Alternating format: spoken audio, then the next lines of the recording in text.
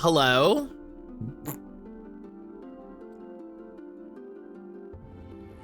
Hello, good morning.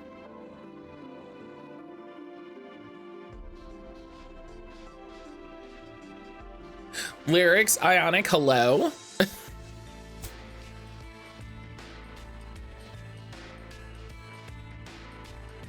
It was very funny to be sitting here just like taking a sip of tea.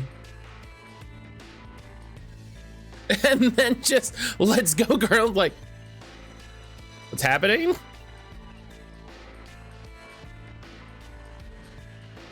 Hello, hello, good morning. Sage, hello. Why do you sound confused? What if I didn't know stream was happening until 5 minutes before stream happened?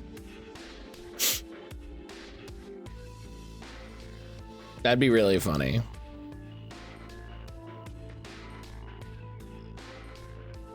That would be very funny.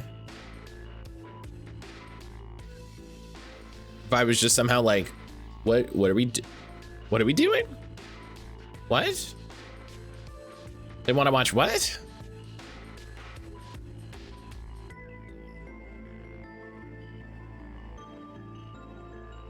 That would be very funny. So they put out a new Firebreak trailer thing yesterday. And I'm very excited. Yo!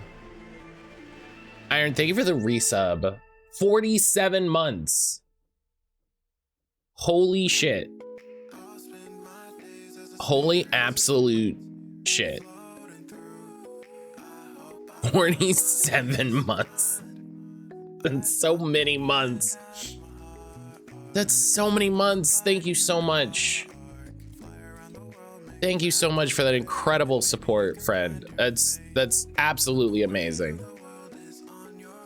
That is absolutely amazing. Graham. He's just yelling. He's just yelling in the other part of the house. Which is a stream thing people are trying to get me to do. What is this? What do you mean? What's happening? But they put out a big new trailer for Firebreak yesterday, and I'm very excited. Firebreak is looking very good. Very excited to play that with Brian and Jalen. It's gonna be great. It's gonna be great, and I'm really looking forward to it. Oh, there's gonna be a Monster Hunter update showcase next week. How are you? I'm doing well. I'm doing well. Thank you for asking. I hope you're doing well. I hope you're doing well. It's wonderful to see you.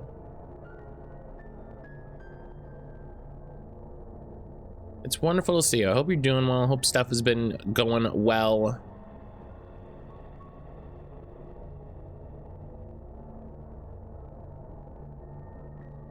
Okay, so we're getting a update showcase next week. That's exciting.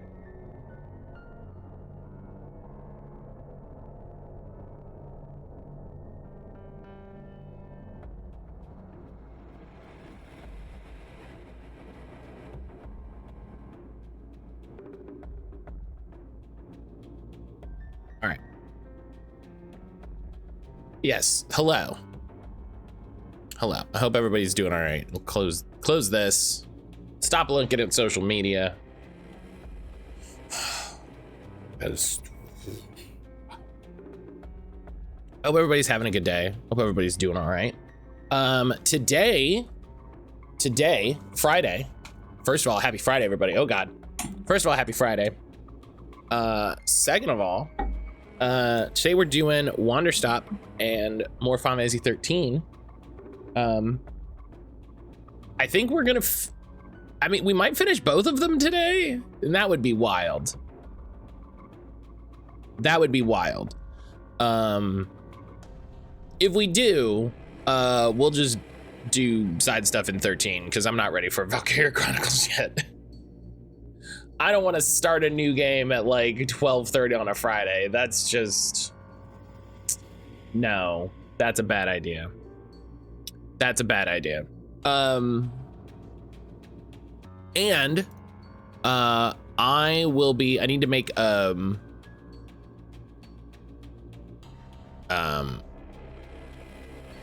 need to make an announcement in the Discord. Actually, let me do that right now.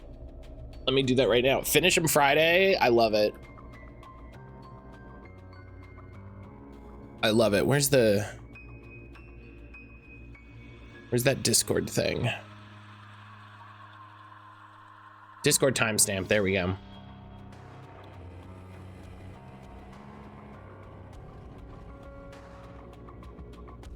Okay. Boom. I will be playing Repo with Stumped in at 7.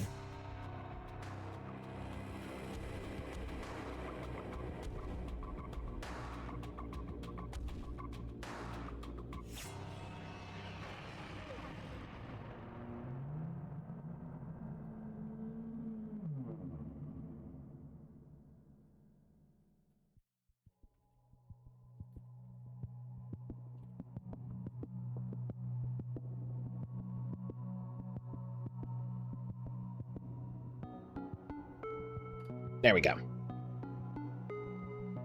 All right, I put the announcement in the Discord, and I did the little Discord timestamp, so it's whatever your current time is, which is one of my favorite little Discord tricks.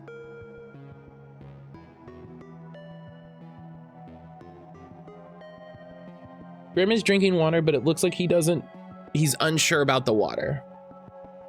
He's being so crazy. He's got the zoomies. He's got some zoomies going. Unfortunately, I have friends over tonight, so I can't watch. Oh, no worries, no worries. I'll be at work. Lyrics, all you do is work. We gotta get you a better one job. We have to get you a better one job.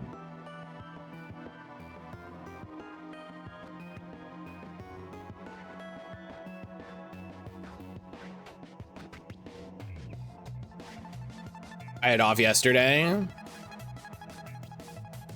I had 2 whole days off this week. That's the normal amount of days. That's the normal amount of days people have off. That's not a benefit, that's the expectation.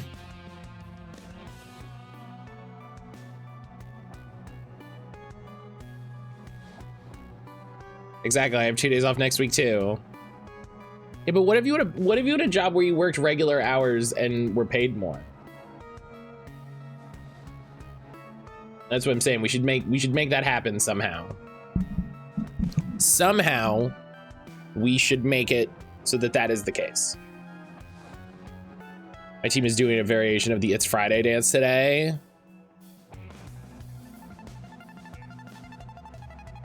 I hope you enjoy that. If I was at my job and they were like, Matt, do you want to come do the Friday dance with us? I'd be like, I think I'm gonna talk to HR.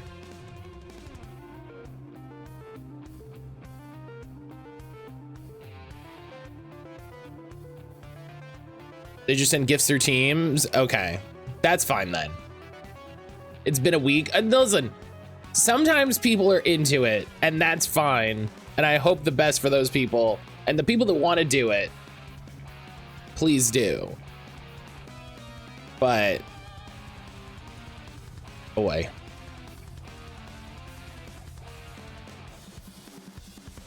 Boy. Grammys.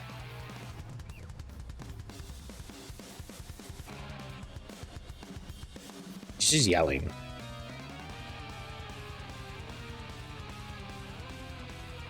He's just yelling back there. I don't know what he's doing.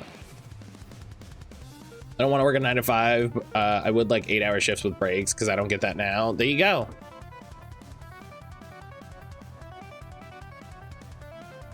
You know what's an 8-hour shift with a break? 9 to 5.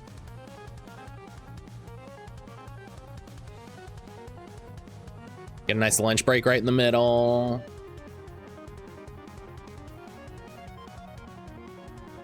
Get a couple, you know, smoke/coffee breaks.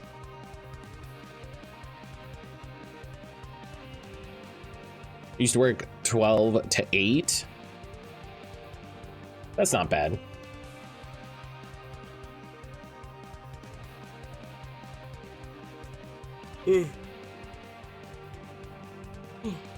Slush, I hope you have a good day. I hope you have a good day. I hope everybody has a good time with their dance party.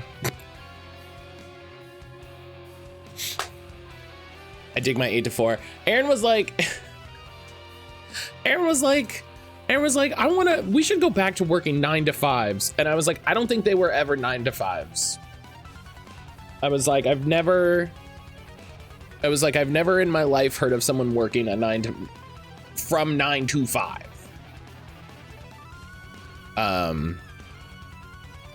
You know, maybe that was before you had to, you know, you had a lunch break or something. I don't know.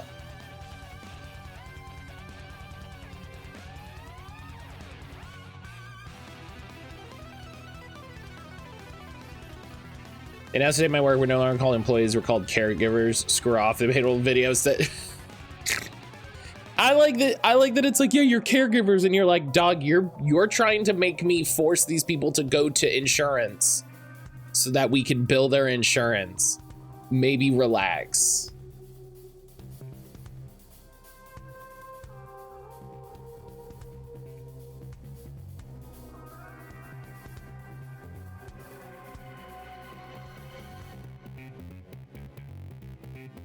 You know, like maybe calm down. Like, we had that whole convo yesterday about them being weird, and then they're like, but also you're caregivers. Like, no, shut up. I work in an office.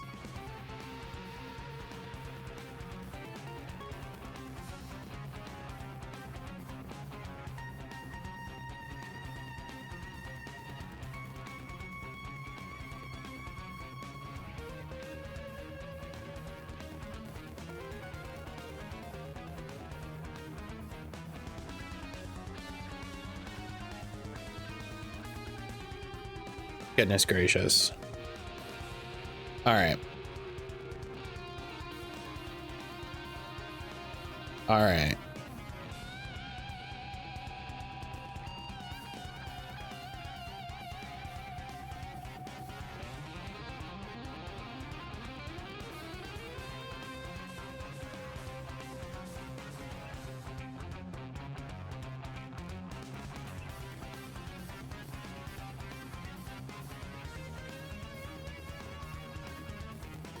Okay. Let's get Wanderstop opened. Oh.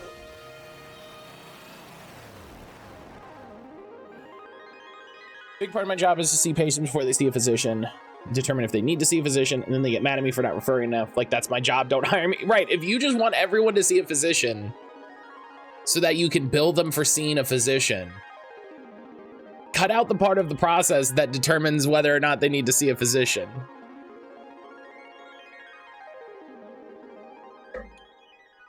Like, I'm not saying that's good, but but if it's like we don't think you're sending enough people through to see the physician. Okay, but the point of my job role is to determine whether or not they need to, and that's what I'm doing.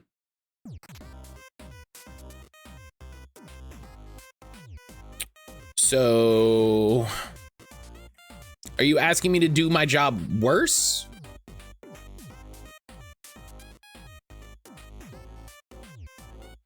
Like, are you asking me to be worse at my job? Like, hey, could you be bad at your job? Like, what if, now listen, now hang on.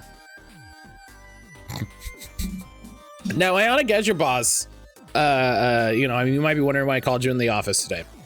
What we'd really like is for people, more people, to go through and see the physician. Can we do that? Well, you know, going under the recommended criteria, you know, I feel like I'm doing a good job. Do you have any problems with my job performance? No, you're doing a fantastic job. You're doing a great job. You know, your last performance review, I said as much. You're doing a fantastic job. You're hitting all of your expectations. Your grading is on point. All of your decision making is absolutely perfect. But what we would like to do is for more people to go through and see the physicians.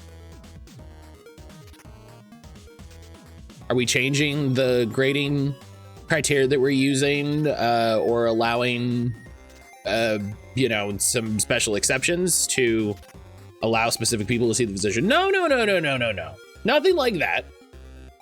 We would just like it if more people saw the physician.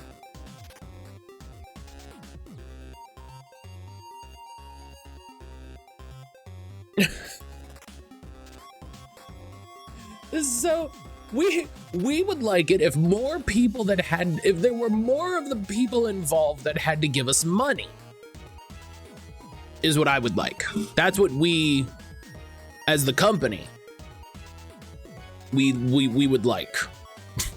We would like it if more of the people that came in that may or may not have to use our services, we would like it if more of those people had to use our services.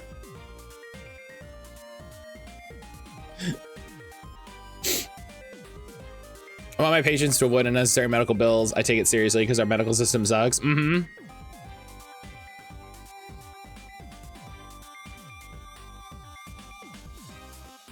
Just giving Jerry Terry. Hello, welcome to my presentation on why we need to increase the amount of people that are seeing our physicians. If you look at my presentation, we make more money. I mean, this is all it is when you present to C-levels. Honestly, in all of my experience with C-levels, that's literally how they do presentations. They just use buzzwords and shit to just be like, well, if you look at my graph here, you'll see that as more, they would come up with some word that doesn't mean like customers, but as more customers see physicians, our revenue goes up. So what we need to do is find a way to close the gap between here and here. And we can do that through what I'm calling empathy-powered caregiving. And what that means is we're firing 57 people and we're slashing the department where customers would normally meet with a caregiver to decide if they need care, if they can be deferred care, if they just need to see a referral or an outpatient specialist. They're just gonna go straight in to see the physician and then straight through to billing.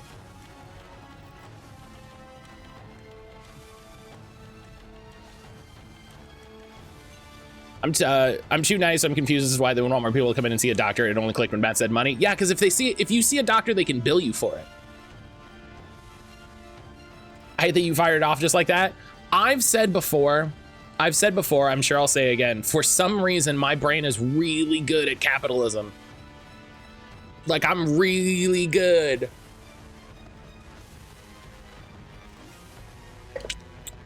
It's why, excuse me. It's why I'm so good at management games like that, because I'm like, oh, I can spend $1 and then make $6?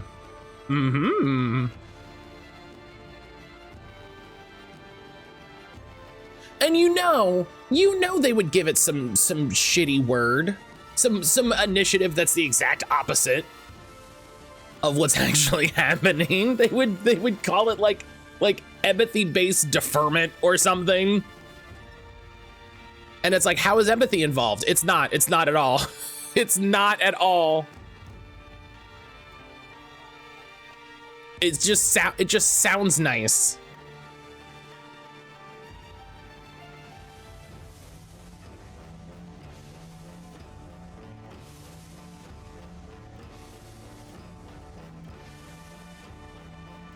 The other part of my job is if they need to see a physician, I refer to the correct specialist, and Matt hit this way too well. What?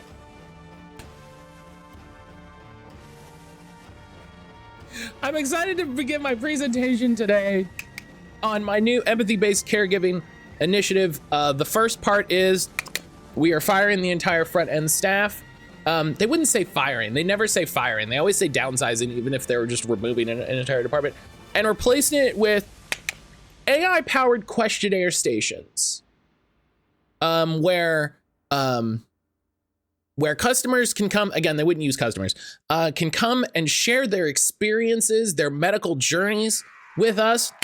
And this shitty AI I bought from a guy in Thailand will automatically connect them to the correct specialist, and automatically handle billing, payment plans, and writing prescriptions. So we can also fire all of the pharmacy, and that's just gonna get outsourced as well, to a company I hope never gets bought, because that will just ruin everything.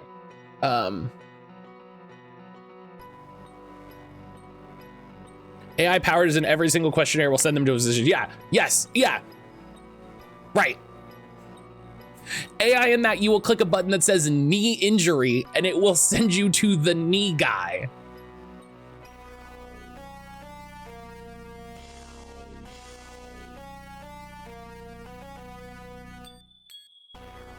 What are you here for? What are you here for today?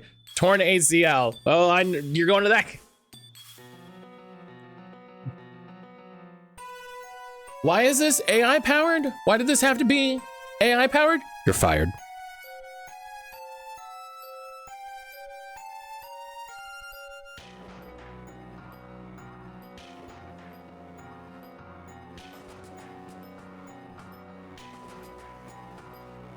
Why AI powered says the acronym AI powered questionnaire stations. Aquis? What the fuck is Aquis? What? It's a bad. Oh, ask. Oh, aches. That's also good. Aches is good. I thought it was ask, but aches is also good. There you go. There you go. That's good. One of the funniest parts, they spent 8 minutes on why they're calling us caregivers, spent 45 seconds on the fact they're giving us raises.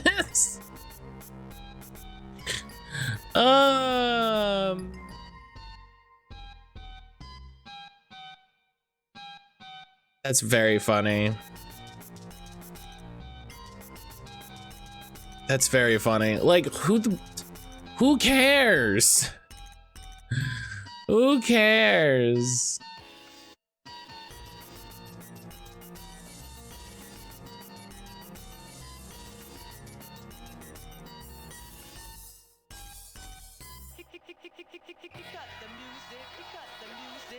Okay.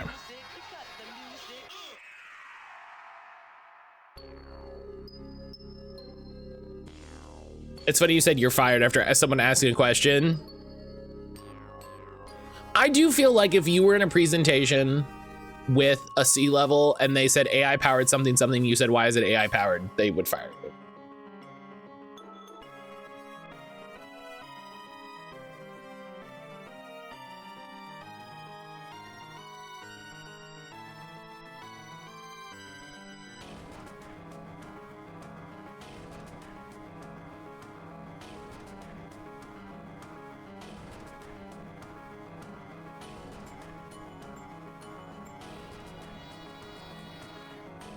I'm sorry, I'm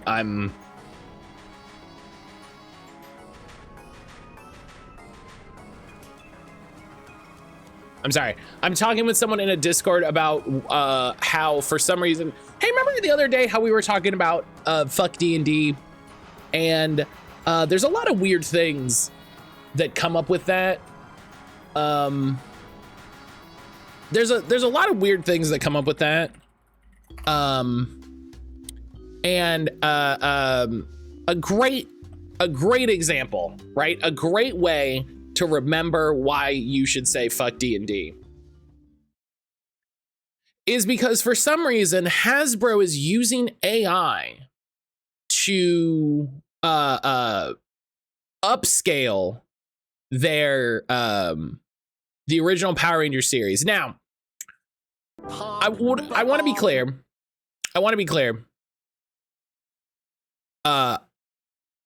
AI, as in machine learning, upscaling is a thing that's been around for a little bit, right? It's been around for a little bit. It is not generative AI, right? I've seen a few people have used that for fan-based projects. Machine learning upscaling is not generative AI, right? It is machine learning. It is that very small sliver of things that are not AI. But that's not what's happening. That's not what's happening. They're just using AI to just make it look better for some reason. And I hate this. I hate this.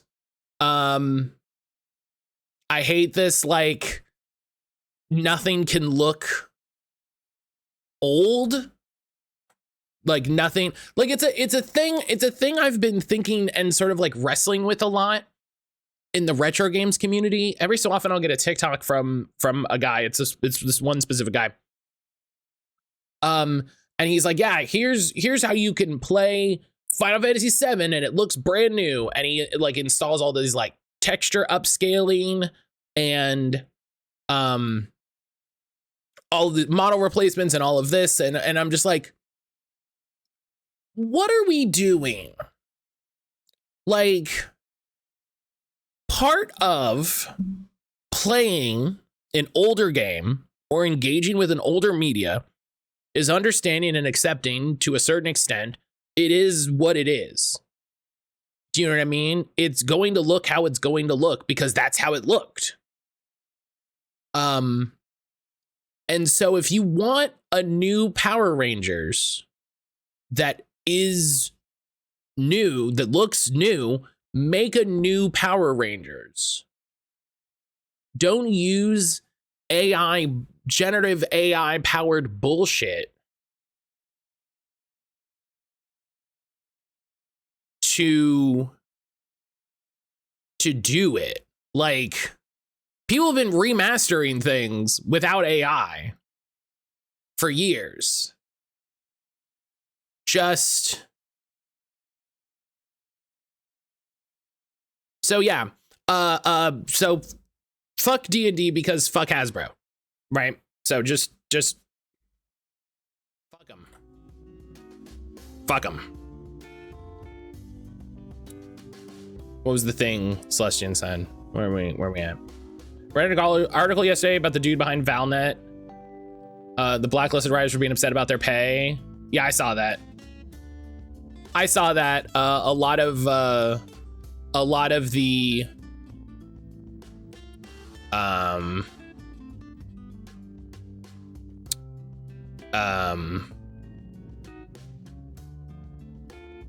freelancers I follow on Blue Sky were really mad about it.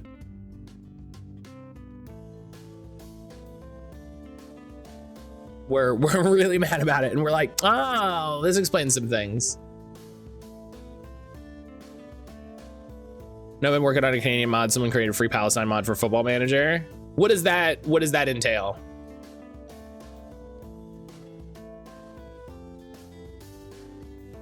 I'll go a bit of a landmine in it. I wasn't expecting, so I shared my Facebook. Before you read, watch out for that thing. What was the landmine? I didn't read the article. I saw the post about it and a lot of people talking about it.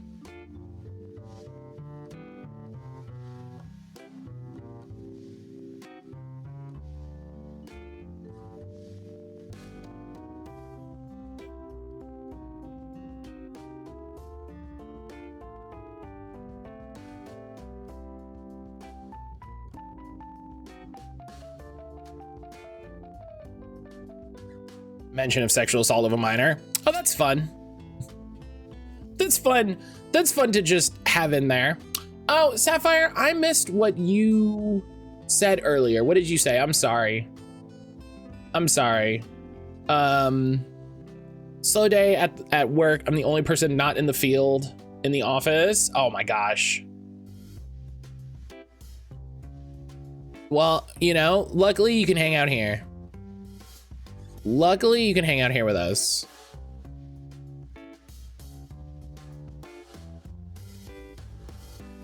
But I hope you're doing well. I hope you're doing well this morning, Sapphire. It's good to see you. Okay. Okay, listen. If we don't start playing the game, we're never going to finish the game.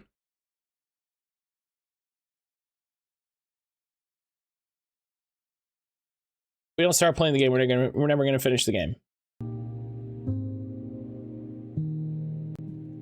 The rest of the article is, this is why millionaires and billionaires are not good people. No. Nope. Because Palestine is a separate nation in real life, so the mod just adds a separate league system for Palestine, makes it playable. Because they're normally not. Oh, that's cool. That's good.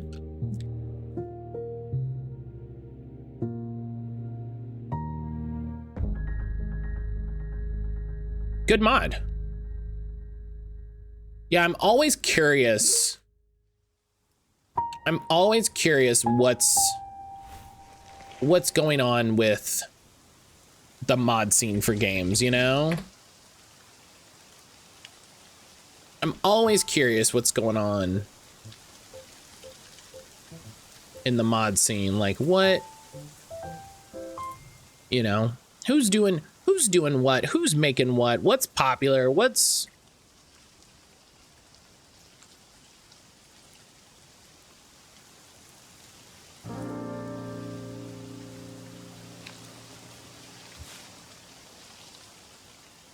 But all right. Let's...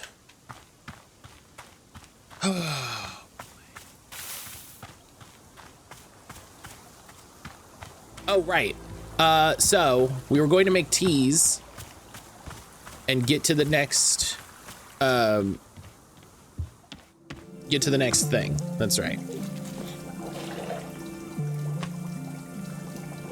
I thought that was a golf, a bowling pin. What is it?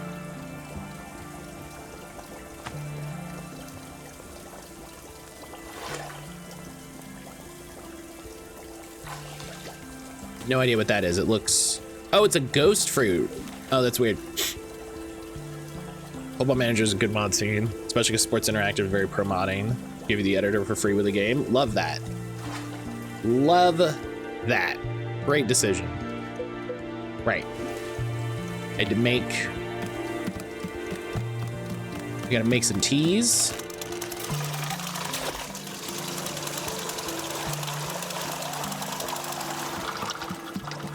Gotta make some teas, have some insights.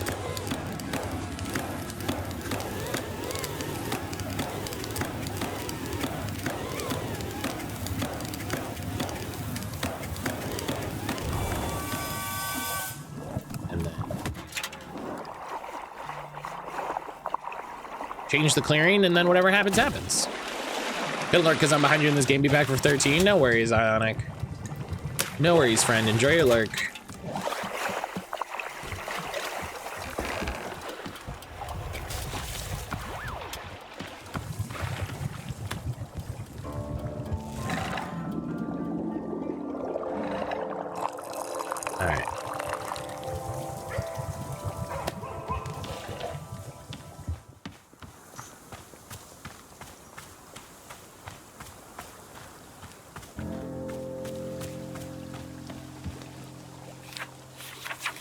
So this is, yeah, so blue loops, prism peppers, ghost fruits.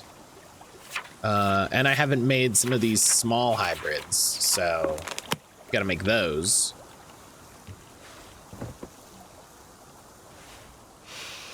Because we gotta cross those off a list. Make sure those are done. I don't have regrets. It's actually that simple. Okay. My experience is that people who hold on to regrets are looking for a way to punish themselves. And so I just don't... Like, here's a good example. When I was coming up as a respectable fighter, a young guy came to me and asked me to train him. I agreed. And subsequently, I put this kid through the most intense training regimen anyone his age could ever be expected to do. I was brutal on him. Because my expectation was only that he become great. After a couple months, I pitted him against a much older and more experienced fighter. Oh, here. Someone I knew had the potential to be reckless. I had this idea that it would bring out something fierce in the kid, awaken a fire in him. It was a disaster. Yep. The older fighter broke 2 of the kid's ribs and put him in the hospital. He never came back to see me after that. No. And for a moment, I felt some kind of regret over it.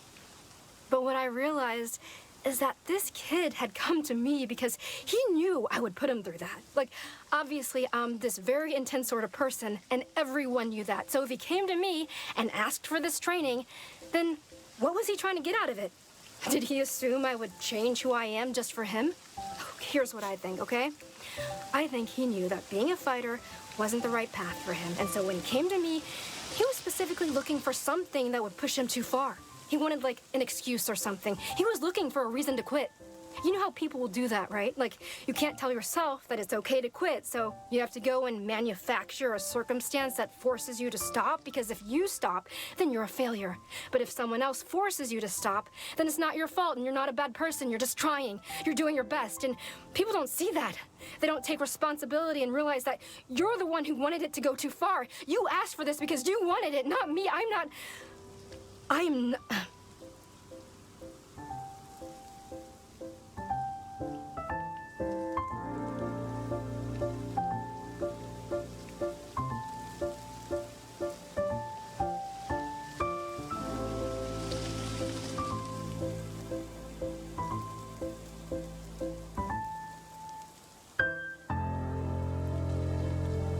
So Alto's voiced by Kimberly Woods. I just want to take a second here and say what a fantastic job they have been doing. Looking at her behind the voice actors page, she's done a lot of anime. She's done a couple video games. But I think that specifically absolutely crushed it. Absolutely brought so much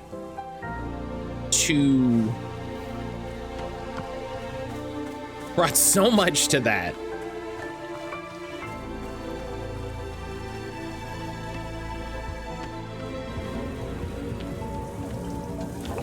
Amazing.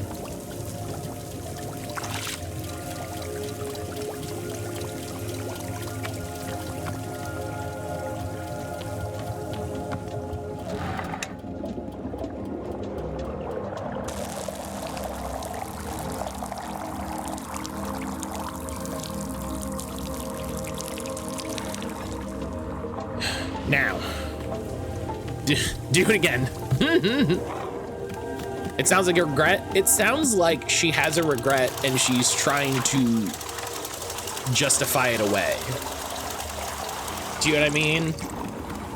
Every time we learn something new about Alta, all we learn is the various ways in her life that she's like, I mean, traumatized. Some of the stories definitely feel like she's built up trauma responses. But in some examples, it just sounds like she's like emotionally stunted.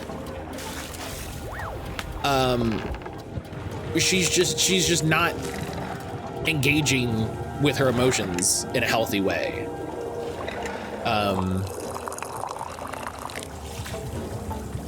You know, like stuff with her dad has come up a couple times, and I'm very curious, like, if we're gonna get more information about her dad, or if they're gonna leave it to say just like, nah, you know, it's...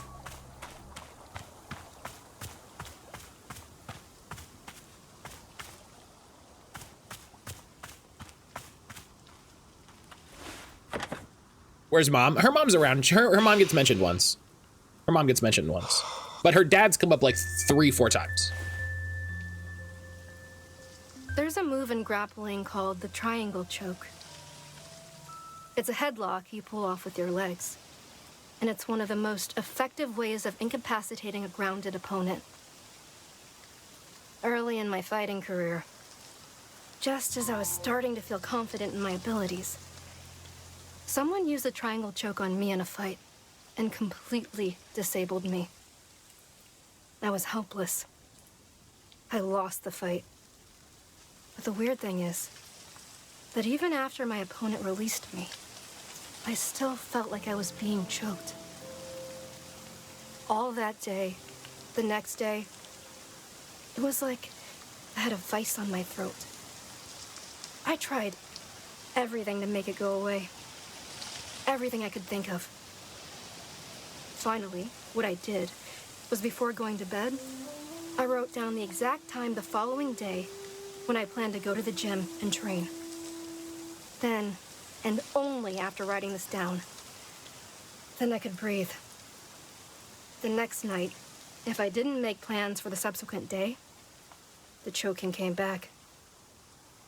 So it went every single night, every single day, one after the next, after the next, after the next.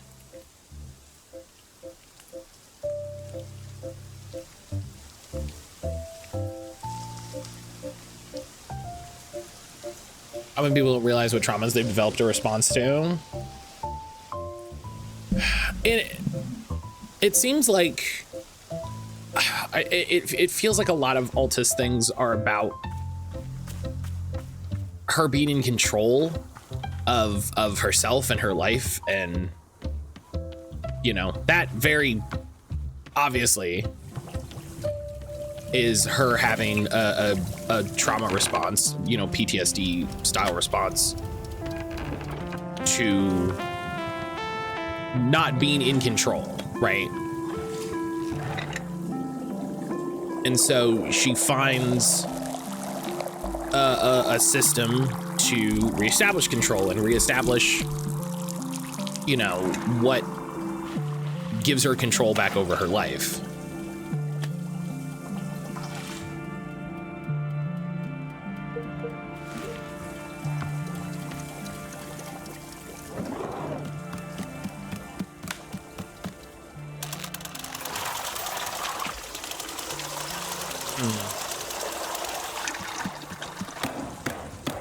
I wonder how much of like Alta's story and history they wrote out and then wrote the little scenes. You know, I wonder if they, you know, if they have like a whole timeline. And then when they wrote these little bits, they were like, oh, let's do this part, whatever, whatever.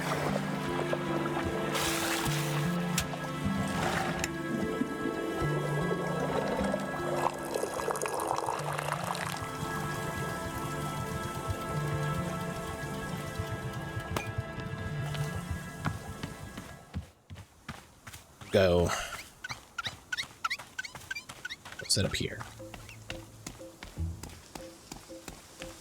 And coffee's just popping up. Excuse me, popping up.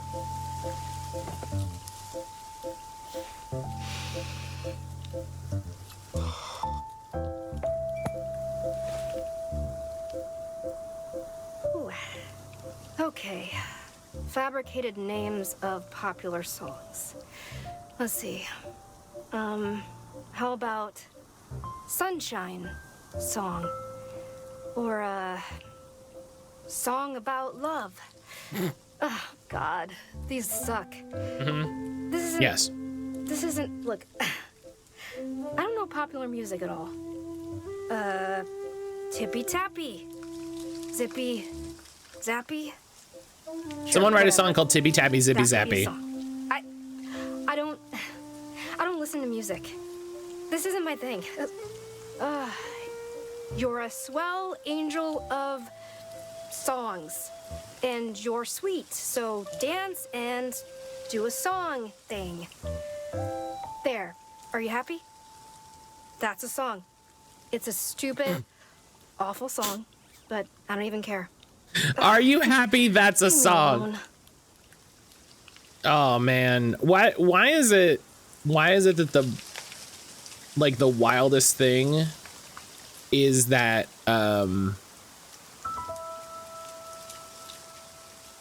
like why does it make so much sense that Alta doesn't listen to music?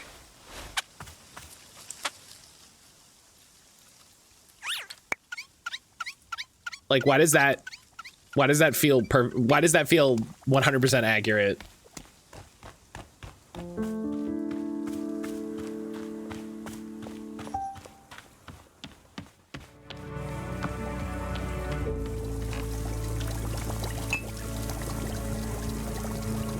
Okay.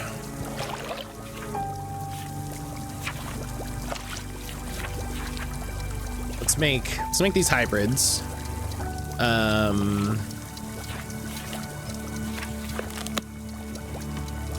Just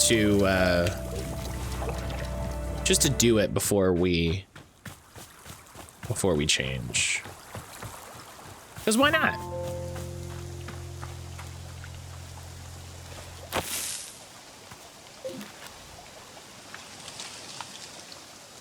So we already have green and blue.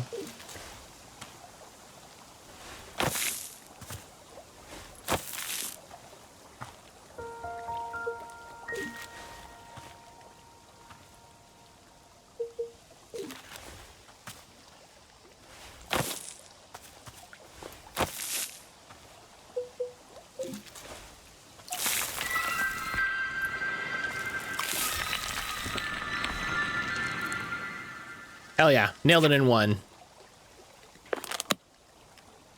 Nailed it in one. This one's fun. I wonder how they designed all of these plants, you know, all of the hybrids and fruit and stuff.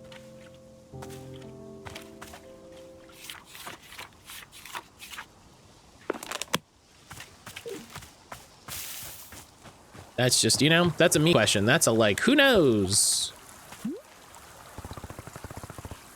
Oh. Who knows? And I'm the only person that's curious. Well, people have started going silent again. Oh, has it begun already? My, the time is flying. Miss Alta, I'm sure you know it is time for us to visit the shrine once again. I will see you there when you are ready.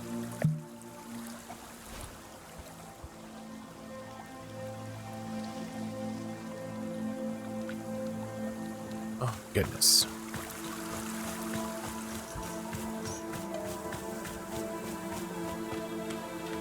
So Aaron and I played some Digimon last night. We had a good time.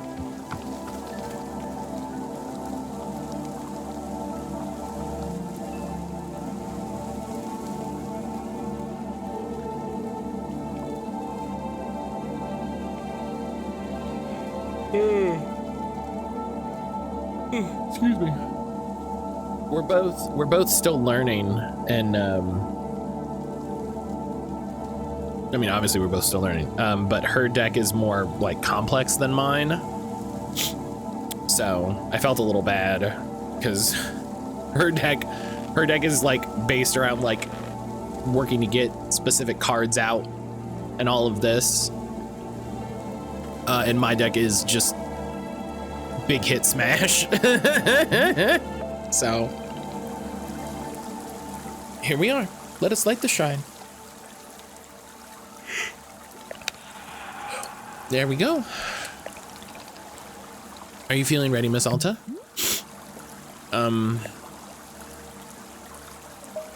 What did you mean when you said I'm moving on? Again, Miss Alta, this was only Boro's best guess. The forest is drawing on you for guidance, following your lead. If the forest is withdrawing one space and replacing it with another, then I can only ask, what inside of you does this change resemble? That is truly all I am knowing. Anything else is for you to decide. Well, shall we leave it to the shrine to show us what comes next? I think perhaps yes. I'm wishing you the safest of travels, and I will be seeing you soon. All right.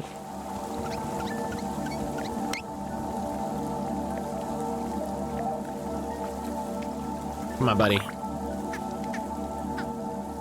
Oh, I can't interact while I have the pluff in. Oh. Fine then. It's gonna have my emotional support pluff in.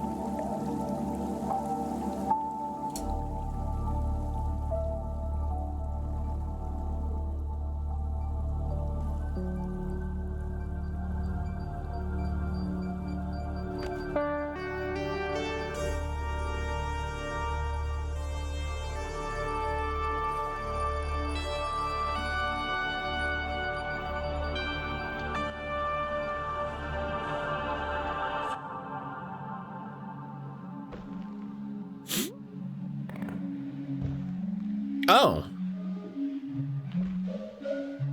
The UI is different this time. There's me. And there's her. Are we the same person? I don't want her to be me. Why not, Miss Alta? Because if she's not me, then there's something I can remove. Like a tumor, something you can cut away and be free of it. If she's just me, then that's so much more complicated. Yes, it certainly is. I keep trying to rest, I swear. I keep telling myself to just settle down. But I can't. She doesn't let me. Even relaxing feels like a job. Ooh. Ooh, okay. Ooh. Yes, that makes sense. It is not just about rest. It is also about the reason for resting.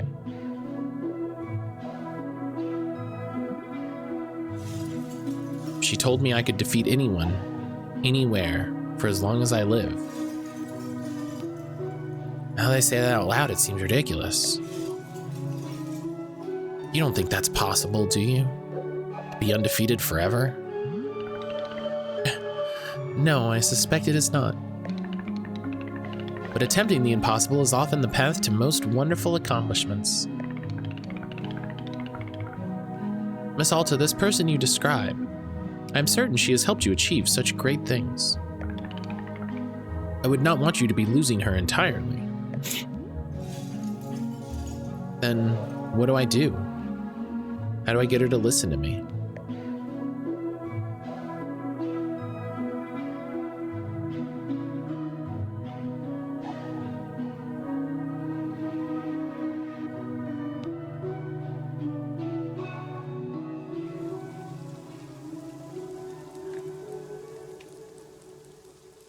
Oh, it's raining.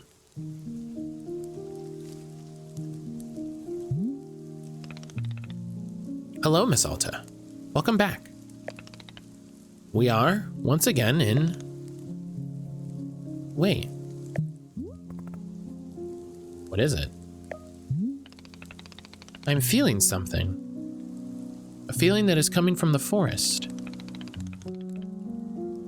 Miss Alta, I believe that this will be our last time here in the clearing. What? Yes. It is an almost unmistakable sensation. A conclusion to it all. Quite soon. So I'm going home? That is what I am guessing, yes. Oh God. Oh, thank God I'm going home. Excited to be leaving, yes? Don't worry, Bora will not be taking it personally. But why is it ending now? That is a good question. Bora was not having the answer. After living in these woods many years and meeting many travelers, I'm still not understanding the forest. It simply does what it does. That is all I am knowing. So then, what am I supposed to do right now? Supposed to do? Well, I'm thinking that we do the same thing as always. We stand up, we look at our shop, we clean the parts that need cleaning, we prepare the ingredients for tea, we tend to our pets, perhaps we make a cup of tea just for us, and that's all there is. That is all there ever will be. You see, Miss Alta, this will not change whether we are leaving having an hour together or a lifetime. I'm quite sorry if I rambled on a bit. It is quite like Bora to get caught up in words. But it is being a passion of mine. I'm grateful for your patience with me. Yeah, you're all right, Bora. Bora was being very glad you approve. Well then, shall we get back to it? I think we shall, yes. I will see you about the shop, Miss Alta. There we go.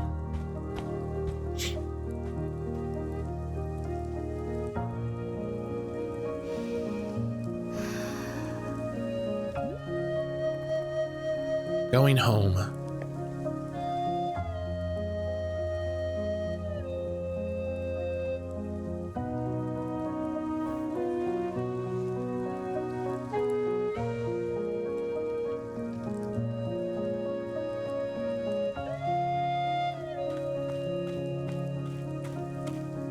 The last one. Let's see how it goes.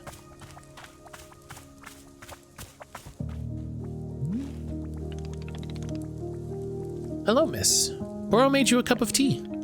This one is made with sweet meliums, which are a most invigorating sort of fruit. They create a feeling of deep focus and intention, a rigorous sensation. Seemed to me like the sort of brew Miss Alta would be a big fan of. But that is all. Tea delivery complete. My work here is done. I'm wishing you the best as always. Oh, thank you, Boro.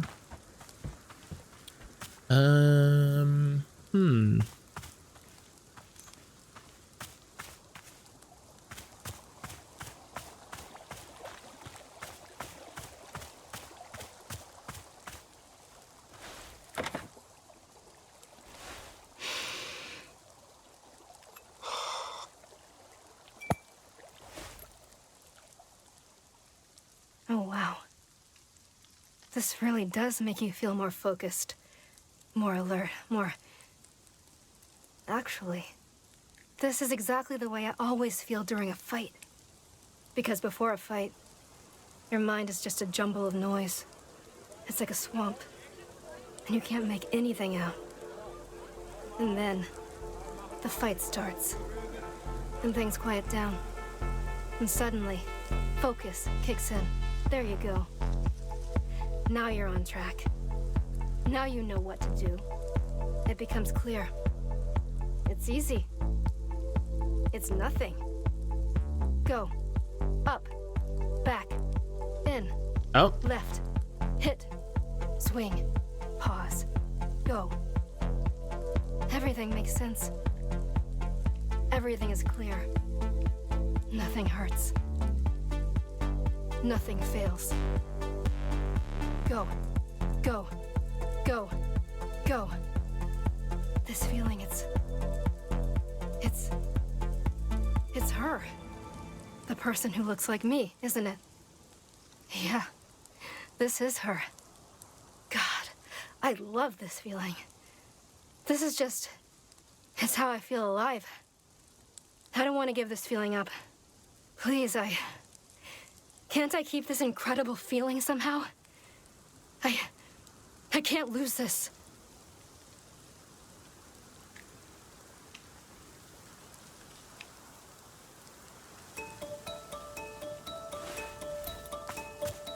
Oh, goodness gracious.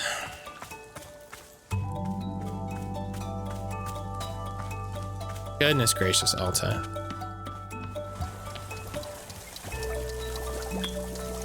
All right. Pick up our tools.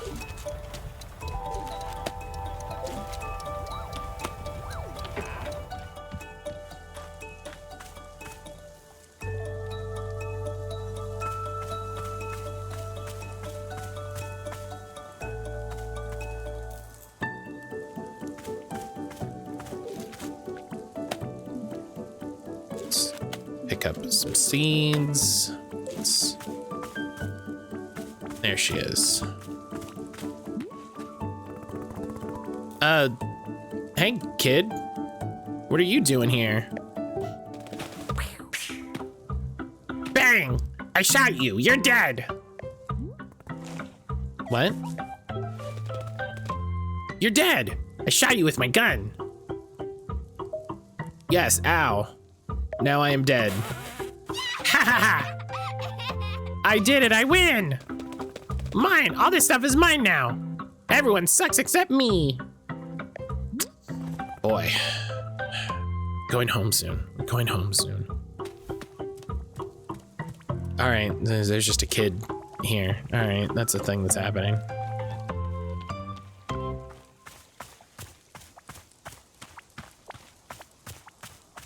Her hair is great. I agree with that.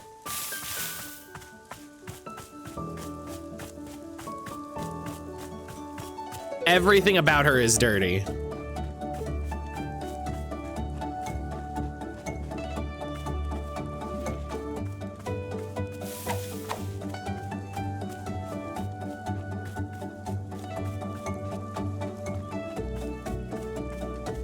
It might surprise you to learn, I was not a run around outside, get dirty sort of child.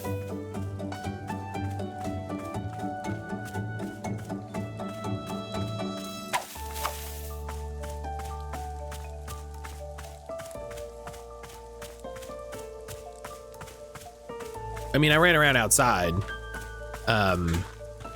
because my mother would kick me out of the house. But it was like, oh, I'm gonna, you know, sit on the stairs and, you know, play with my action figures, or, you know, I'm gonna spend Saturday playing Nintendo or something, you know.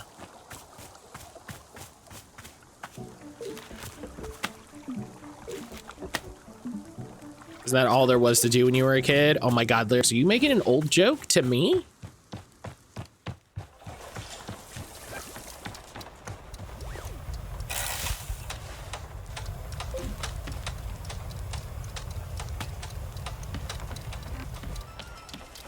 Justin, hello. With luck today, I will get to witness the power of this fully operational quest engine. Hell yeah. Fully operational side quest.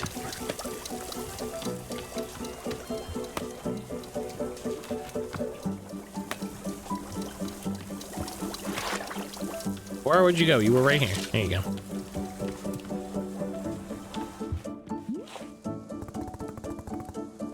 Or there's a child running around the clearing.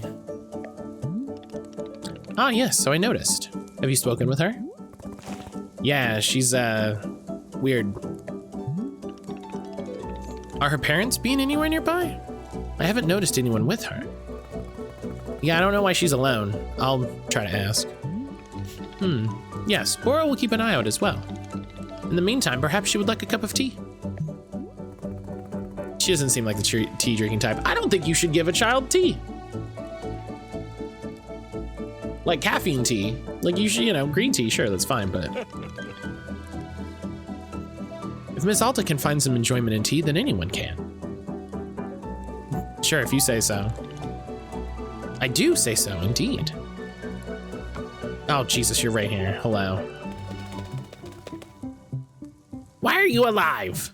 You're supposed to, that's Nana's voice. You're supposed to be dead. I shot you. Oh, I blocked your shot with my invincibility shield. Really? What's your invincibility shield weak to? Is it immune to knives? My invincibility shield has literally no weaknesses. Kid's gonna have herbs that just, yeah, herbal tea is fine. Nah, not all invincibility shields have a weakness. That's how they're made. Well, whatever the weakness is, it's definitely not knives. You sure? I think that's what you'd say if it was knives. I just double checked and it's not knives. Huh, you gotta be weak to something. Hey, what's your name? Poop. Your name is Poop? You said poop. I got you to say poop. You sound so stupid. No, you said poop. You said it again. You sounded even stupider the second time. Damn, she got me. What are you, like 9? Are you too old for poop jokes? Nope, I'm 100 years old and you'll never kill me no matter how hard you try. That's a wild response, but okay. Try to kill me. Are there police? Hey, here it come. Dodged, dodge your attack. Escape plan, vroom. Okay, that's pretty funny.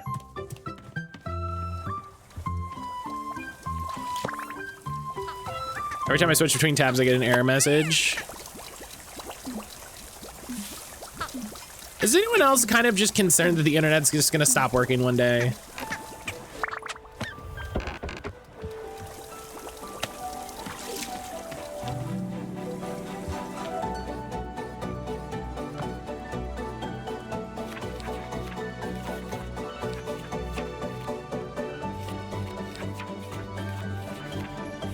Oh, what is this? That's gotta be pink surrounded by green. Yeah. Yes, yeah, just like, just with everything going on, I'm just like, man, it really feels like shit's just gonna break real hard one day.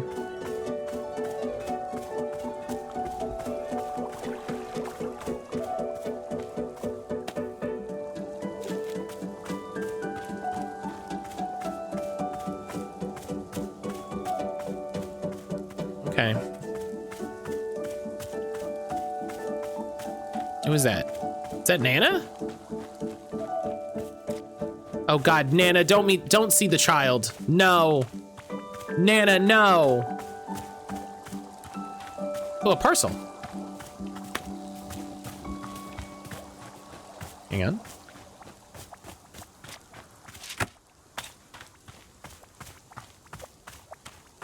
God, Nana, don't teach the child capitalism. Whoa, Nana, you're back. Ha, you wish. I'm not back, I'm just here for my victory lap. Last time I was here, I crushed you in a thrilling display of vital economic prowess. Now I've returned to witness the wreckage, the remains of the devastation I caused. See, look at it there, just as much of a dump as it was last time. Pitiful. Honestly, you want my advice? Bulldoze this thing to the ground. Get a proper development company in here. What should we build in place of the shop? Condos! Everybody loves condos. Give this little spot of forest some actual personality. I bet we could fit 10, maybe 12 condo complexes in here. Yeah, 12, easy. But no, we don't want sensible and pragmatic ideas, Nana. Your sustainable, forward-thinking vision of the future scares us. We're not ready for it yet. Pathetic. You babies are all the same, except some are worse than others. I missed you, Nana. It's been brutal without you. Brutal? Me being away isn't brutal. You know what's brutal? A branding iron to the solar plexus. Brutal, pah. Missy, you've grown soft while I was away. Without the commanding authority of a market leader in your life, you've become complacent. Damn it. I told myself I wasn't gonna do this, but it's time to set up shop again. Gonna teach you a little humility. As I recall, last time you sold nothing. It's called sandbagging. Ever heard of it? You'd know about this if you'd studied economics a day in your life. Nice try though, good to see you're still projecting your failures onto others. Never change. Can I get you a cup of tea? Absolutely not. All right. I indicate where I was when you met her, but oh my god. What? All right, Nana, what do we got? Oh my god, that's a Boro doll. Oh my god, that's a sad star. Oh my god. I still have no idea how you can set up so quickly. Come on down. You know you want it, losers. I got goods. I've got products. You've never seen so many goods and products. She has exactly 3. Now get off your ass, get a job, then come buy stuff at Nana's. What do you want? To buy stuff from you, obviously. Buy stuff? Missy, didn't you hear me say get a job? And don't give me this nonsense about tea. I'm talking about honest nanobuck producing work. Look at you, still 0 nanobucks. It's pathetic. Take a look. Here's what you would be able to buy if you have any damn income to your name. Some cup. Stars above, that's adorable. Tea shop loser. Tea shop loser. I don't know how. I don't know how. Someone produced a Boro doll, right? And then Nana has the Boro doll and then labeled it Tea Shop Loser. Oh. Ha! You should see the look on your face right now. Ah, intimidation. The recognition of greatness. These are the kind of products you can only dream of. And even in your dreams, they'd be knockoffs. How about if I trade you for one of them like before? Heh, sorry kid, that was the old me. I'll admit I had a bit of a freewheeling side back then. But the new me is hard and calloused. No trades, no deals. I'll never be... Hold up a second. Are those coffee beans? Who the dang heck started growing coffee beans out here? Me, I did it. Sure you did. You're just a salted-eater coffee farmer, ain't ya? Like, it don't matter to me where they came from. All I know is, I ain't had a cup of coffee in weeks. So here's what we'll do. You can bring me a coffee, and if it's acceptable, we can discuss a trade. Acceptable being the key word here. What kind of coffee do you want? Now see here, I actually know a damn thing or two about coffee, so I hope you're writing this down. You're gonna start by brewing 2 coffee beans in hot water, scalding hot. Pour that baby into a cup, let it sit there for a second. Then make a second brew. This time the water should only be warm. Bring it maybe halfway to boiling, then cut the heat. Drop a whaling fruit and a sweet melium into the warm water for taste. Then 1 more coffee bean. Now you're gonna pour that second mix on top of the coffee already in the cup. What? Taste is all in the layers. It's called nuance. You kids have never heard of it. All right, that's my order. I even dumbed down the recipe for you, so help me. So help me if you screw it up. I'll go give this a shot. Fucking cheese, Nana. I need a Boro doll. Hey, listen. Email at Ivy Road. Here's what we'll do. Let me take a little screenshot.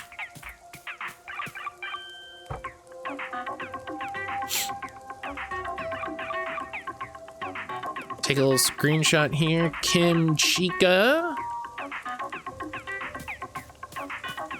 Hey, Jenny. Multiple people in my chat say that they would love a Boro doll.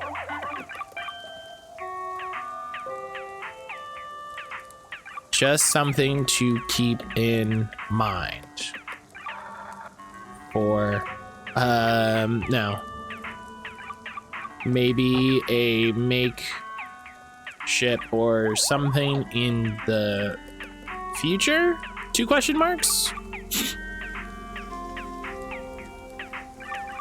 There you go. I told Jenny.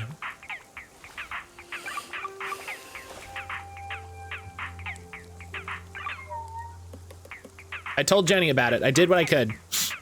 I literally had a man order a macchiato, but he wanted the espresso and the foam in 2 different cups. No, we don't do that. No, we don't do that here. I would have the best worst coffee shop, because if I would just be like, no, I got bored in you explaining how to make your drink, so no. You can buy an espresso machine and do all that shit at home.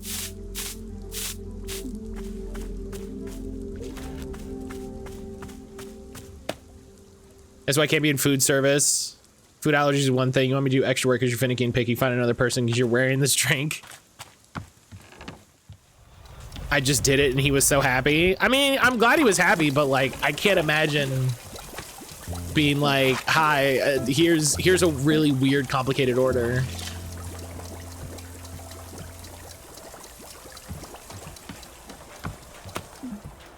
Like, cause the macchiato is just the espresso and then the foam on top, right? So you just put it in 2 cups.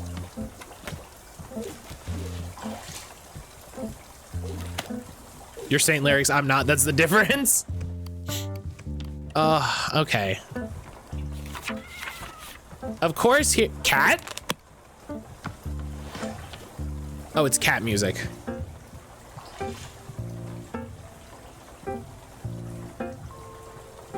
Wailing and sweet melium.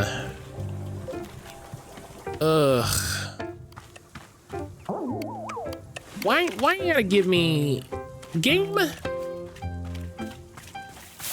I'm really excited to get through this game because, one, there's a review video that I'm very curious to check out.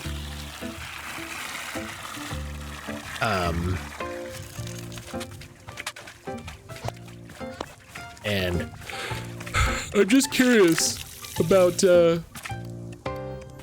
people's thoughts with this game.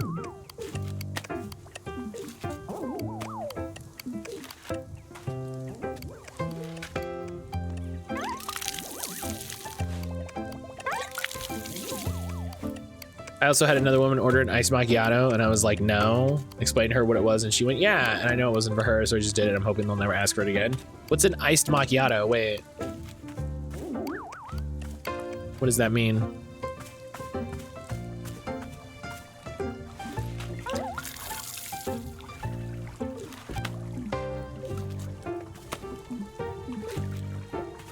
Watering plants right next to a puddle. Listen, it's a video game.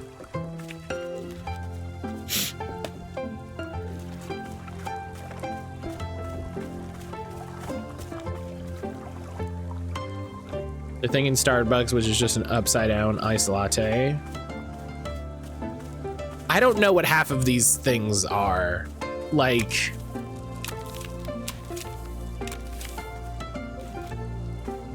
in full honesty.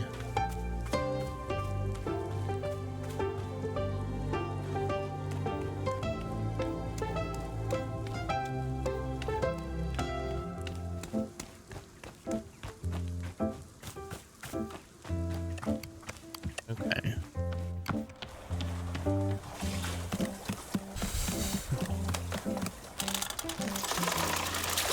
They're Starbucks drinks. Does anyone feel like Starbucks makes a lot of shit up?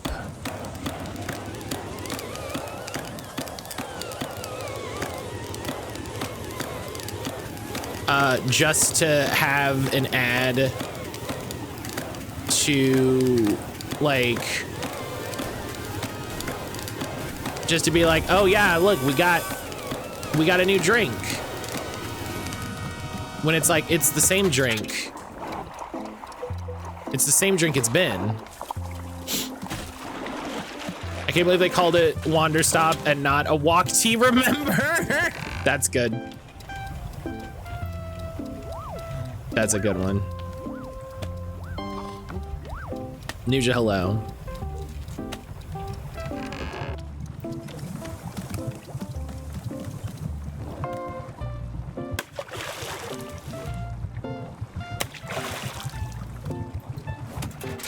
Also, Lyrics, I'm glad you don't work at Starbucks because I really hate Starbucks. They're just coming to my job that is not a coffee shop. We just sell coffee and ordering Starbucks drink. Oh yeah, oh man, I definitely wouldn't be doing half of that shit.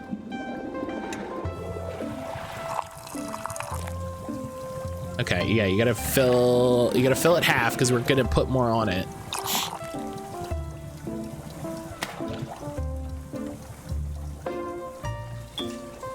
Okay, we're gonna put it there so that the fucking birds don't drink it.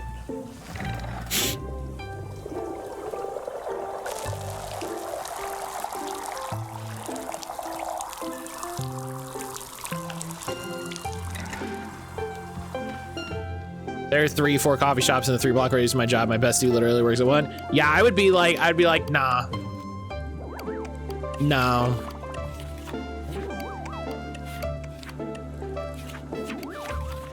I'd be like, that is not what we do here. You can go somewhere else.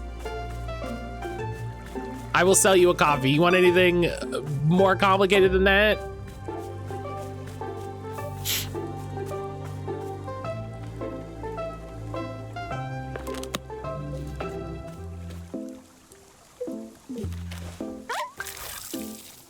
This is what happens. Girl, go to a Starbucks. You want a plain black coffee, 3 sugars? Here you go. You want an iced mocha latte with cream and 2 Splendas? You're in the wrong place. Oh God, please don't put Splendas. We specialty drinks the whole coffee menu, but like, yeah, no, you order what's on the menu. You order what's on the menu.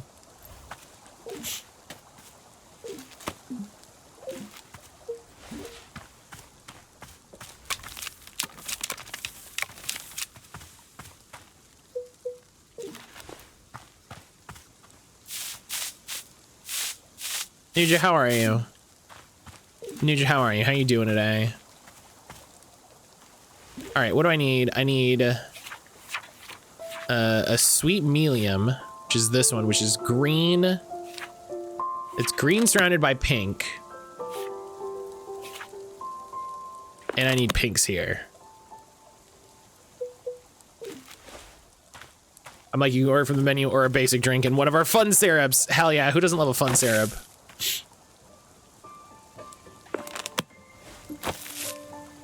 Okay, so we got pink, we got yellow, and then I'm pretty sure this is green surrounded by pinks.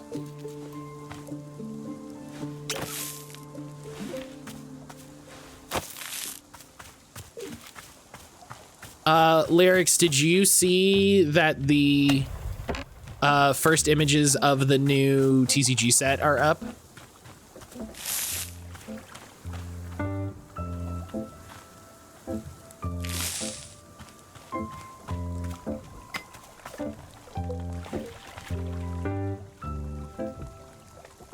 I was paid an awful lot of money to allow that Starbucks register screen to accept all those stupid.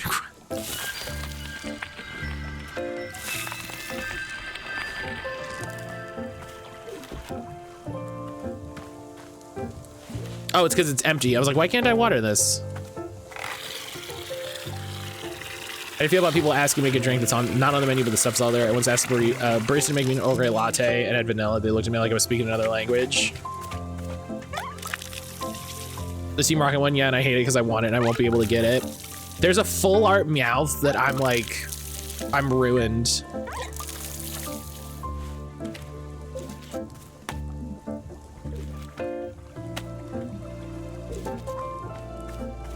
Customer, can I have this thing? Me, where do they make that? Oh, I thought that was a normal thing. Starbucks makes them. Sounds like you need to go to a Starbucks. Yeah. Oh, if you want a drink from Starbucks, sounds like you should go to a Starbucks.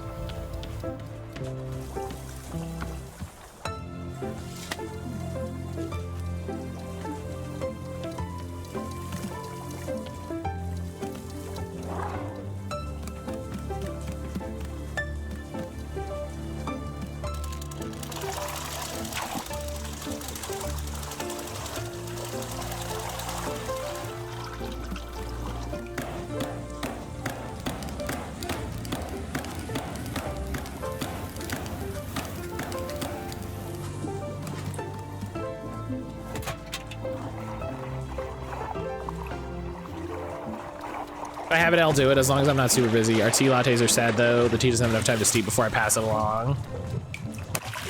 Yeah, I think I think that's one of those things when you're like, hey, listen, like, give me a half a cup of, give me like a latte in a big cup, and give me water and some Earl Grey tea bags, and we'll sort it out.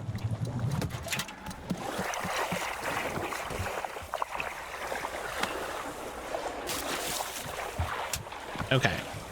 See, and then we put this here, and then we do like half a pour. I overfilled it a little. Oh well, it's just for Nana.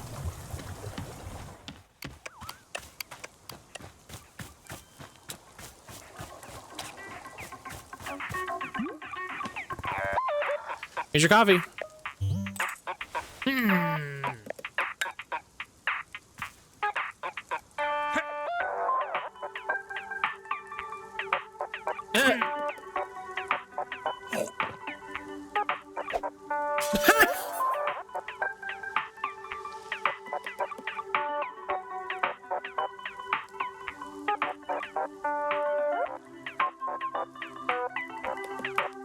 Oh, hello.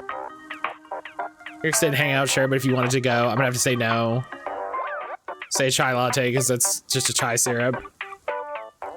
Yeah, that was a nice cup, Nana. That's fucked up. As long as they give you the ingredients, it should be fine. Don't come to your store being like, can I have a double unicorn form with grit? Yeah, I would just be like, give me a latte and some hot water in a tea bag. I'll figure it out. I'll manage it. The heck is this? I didn't ask for this drivel. As for hot water, oh, I got the fruits wrong. No, I didn't.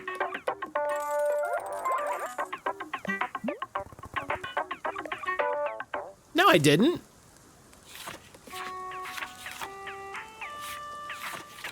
Did I? Yeah, whaling fruit and a sweet melium.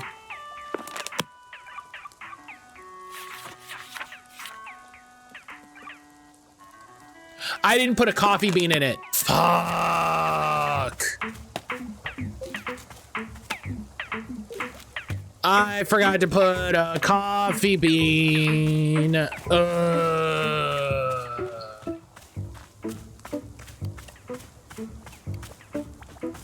That's your fault, mattcaulder.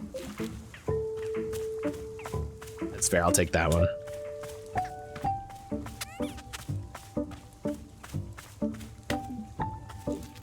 God damn it. Sounds like there was a Nana limit.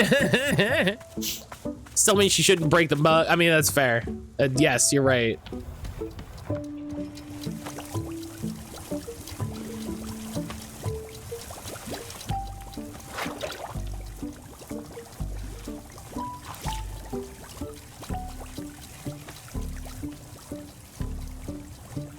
But that's also, I mean, this whole conversation is also why I like when places have like nice drink menus, because then I just order a fun thing from the menu, because they're generally more fun than the things I can come up with, where it's just like, oh, it's like it's like cinnamon and hazelnut and it's a fun syrup, and I'm like, that's great, that sounds good, give me that.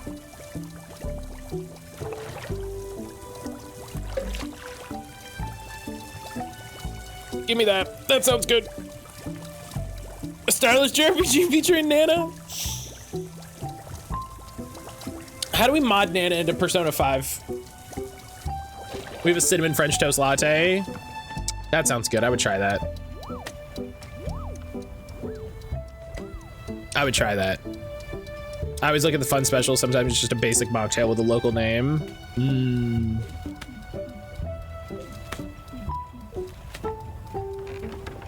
Yeah, I would try a French toast latte. That sounds pretty good. Ugh, I'm so mad I forgot the coffee bean. I'm so mad.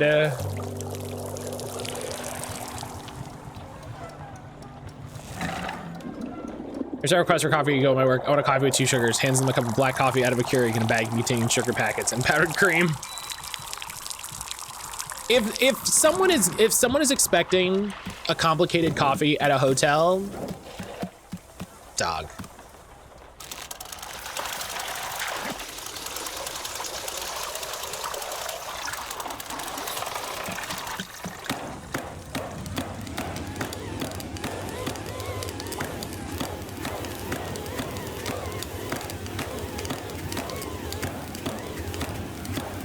an on-site Starbucks inside the casino. Yeah, I was gonna say, the Starbucks is probably like right there. Which, hey, also, because Starbucks is coming up so much, fuck Starbucks.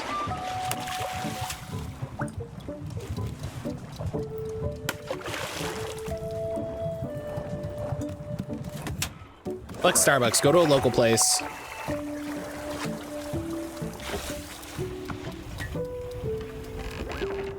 I don't know, a place by me, they'll make tea drinks, so yeah, listen, you gotta do what you gotta do. Also, fuck Starbucks.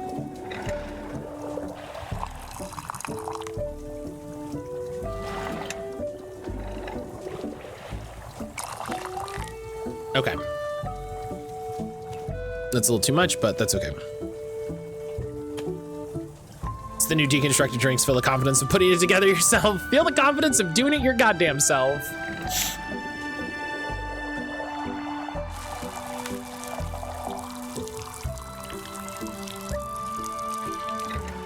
Okay, so now I need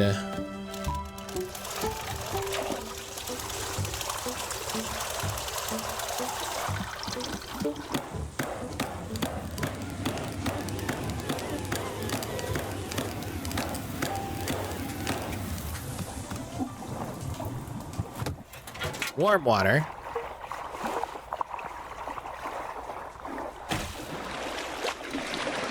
One coffee bean.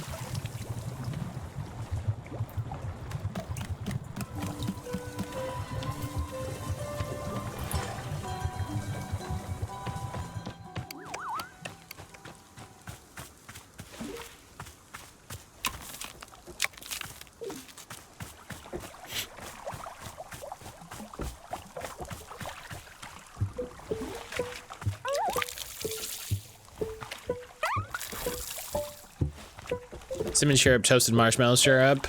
That sounds about right. I think it's as soul destroying as believing in people power and workers' rights than working in HR for a large corporation that is a business relationship with another large corporation. I believe it.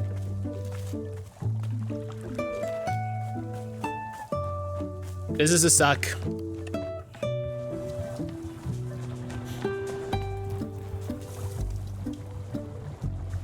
All right, Melium, Waylon.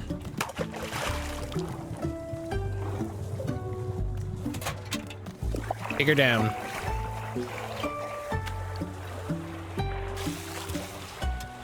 Double strong coffee. Pour over.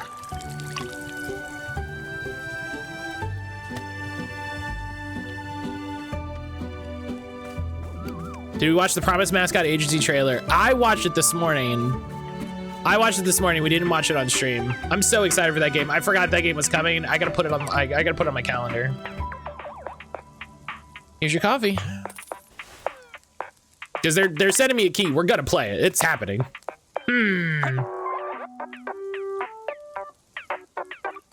It's one of the reasons why I'm intent on questioning everyone who calls themselves a supervisor manager and their ability to supervise / manage people. I've seen it done wrong too many times.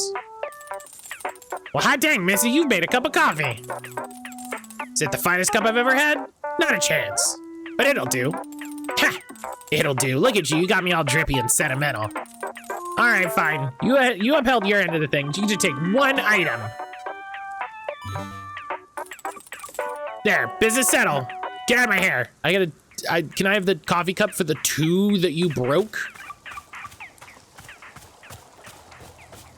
Boro, look at this shit. Boro, look at this shit. Hey, guess what? Nana's back. Oh, the competition has returned. Time to be updating the Wanderstop business model. Liquidity ratio, capital structure optimization. Yes, I'm fully up to date on my business phrases. How come she's the only person who's returned since the clearing changed? Well, Nana and I share a certain connection. We are both a very particular kind of person. We are connected to this place, to the forest. Been here quite a long time, both of us. So for the 2 of us, the movement of the forest works a little differently. We're not quite so stuck in it. Are there other people like you? Of course. Perhaps you'll meet them too. Ah, but I forgot that it will soon be your time to leave this place. No matter. I'm certain there will come a time when you'll surely cross paths. Anyway, I wish the best of luck to our returning business competitor. Frankly, Boro thinks her shop is so adorable, I am not minding it. Ha! We will see how I feel about that if she really does run us out of business. Boro, look, it's a fucking doll of you, my guy. Here, I'm gonna put it here. I'm gonna put it here for him because he likes to come look at the tools. There, that's for you. That's for you, Boro.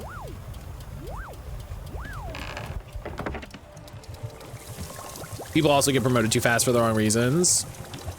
Oh, hey. Drop it. Drop it. Drop it.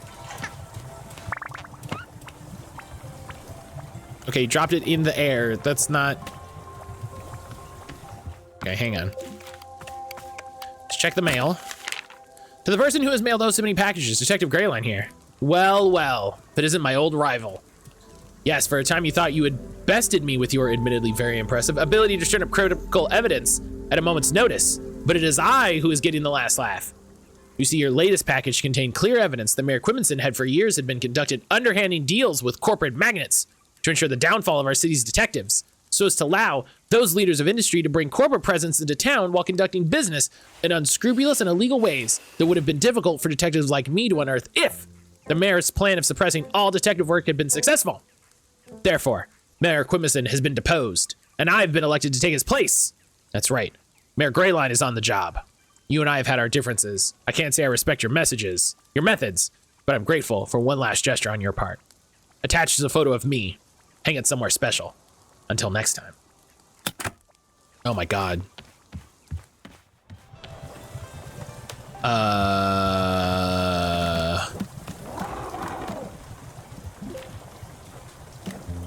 my God.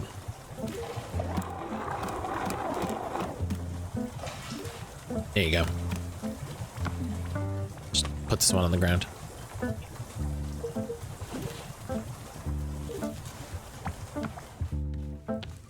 I become managers because my boss was incompetent.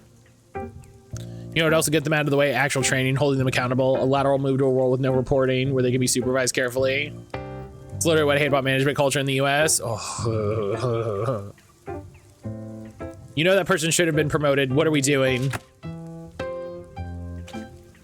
Oh, I have a whole story about this, but it's not mine to tell, so. I want to tell you something. All right, go ahead. Found a lot of dirt, so I'm gonna make a sculpture of me. Ah, connoisseur of the arts. What's a connoisseur? It's someone who appreciates fancy things. Oh, well, I'm not gonna make a fancy sculpture. I'm gonna make a real bad one. That's fine, as long as you're proud of it. Nope, not gonna be proud of it at all. I'm gonna hate it. Hey, where are your parents? Are they nearby? Parents are dumb. I'm gonna be my own parents from now on. Really wish we could stop using dumb. Yeah, but where are your actual parents? What is it? I don't know, you're just kind of old or something.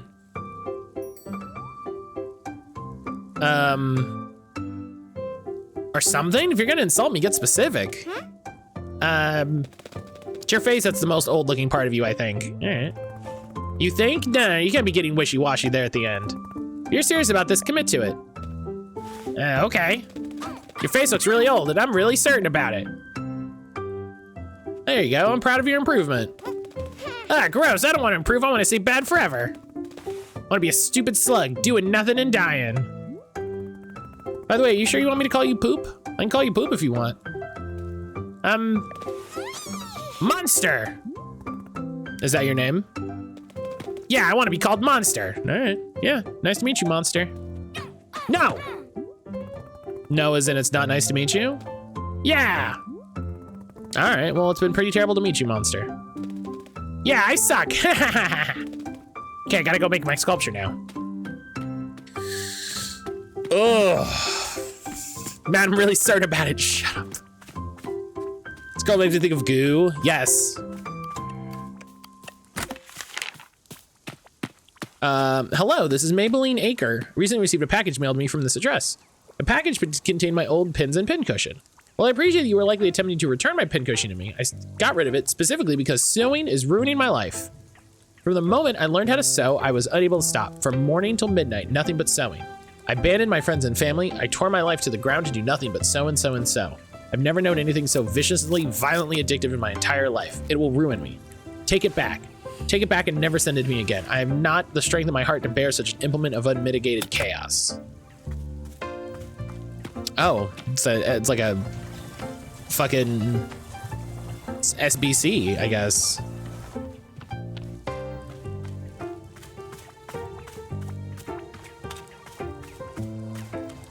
That was an exchange. That's how talking to a child is. That's just what talking to a child is like.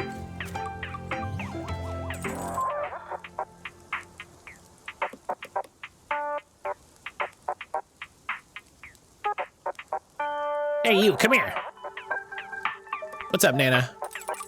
Look over there. The child, the one behaving like a little gremlin. Where's its parents? Honestly, don't know. I asked, but she wouldn't tell me. Huh. Kid's off the leash, running around, causing havoc. Don't like it. Huh. That's it. That's all I had to say. Get out of here. Bye, Nana. Wait! Don't leave. Yum. Coffee. I need another coffee. The old girl's running dry here. Will you give me another item from your shop if you do? Another item. Come on, don't tell me you're just barging right into negotiations. Has anyone ever taught you to haggle? This is basic stuff, kid. In fact, here it is, Professor Currency's Guide to Economic Volume 6. Covers haggling front to back. Oh man, I forgot we had to read that other book. Ugh. Study up, then do me a favor and don't waste my time. Oh, and bring me that coffee. Bring me a coffee, maybe we'll assess the trade and other item situation. Maybe, possibly. Last coffee you brought me was a little weak, so let's kick it up a notch. You're gonna make a batch with 3 beans. Make a second batch of warm water with whaling, 1 more coffee, and I should get the mealy out of there. I hate vanilla. Got no idea what I was thinking. Just put some cinnamon in there. Needs a bit of a kick. Pour that baby on top of a 3-bean coffee. Jeez, I was just make the damn thing myself. Well, stop talking and get the heck to it. All right, I can.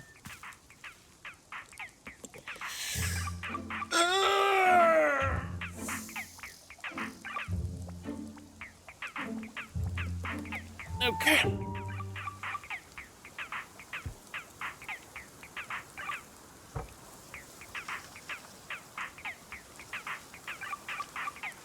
All right.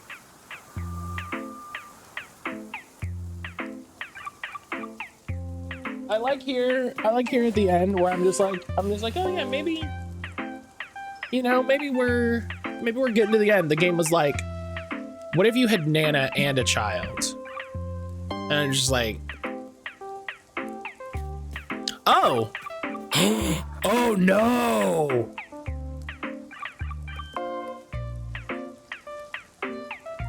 Oh no.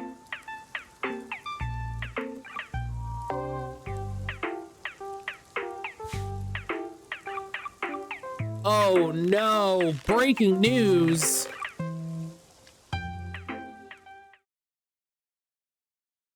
Breaking news. New TCG Pocket set announced.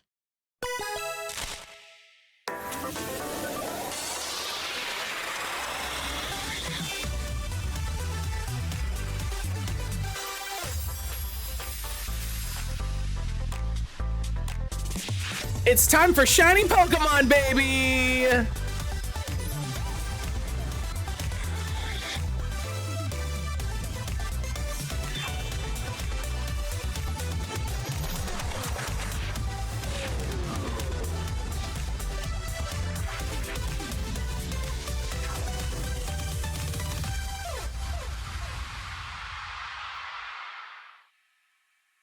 Ooh, EX starter deck missions? Hey, yo. No, go back. No, pause. Wugtrio EX? Giratina EX? Hello? Clodsire EX? All right, all right, all right, all right. mattcaulder about to wail.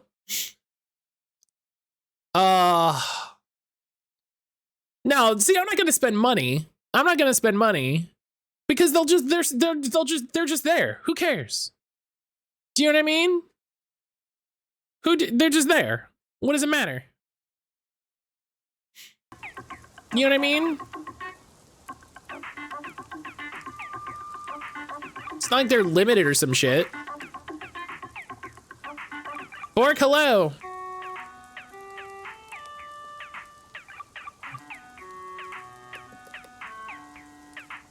Let me, that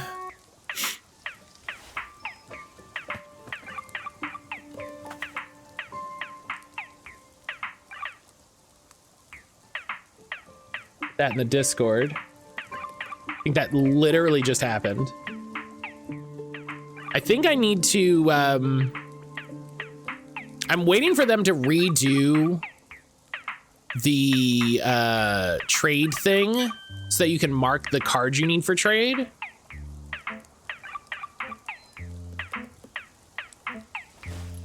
Because that's what I'm really... 5 years, wow. Wow, that's impressive. That's, gosh, it's been, I've been doing this so long. I've been doing this so long. Ridiculous to a certain extent.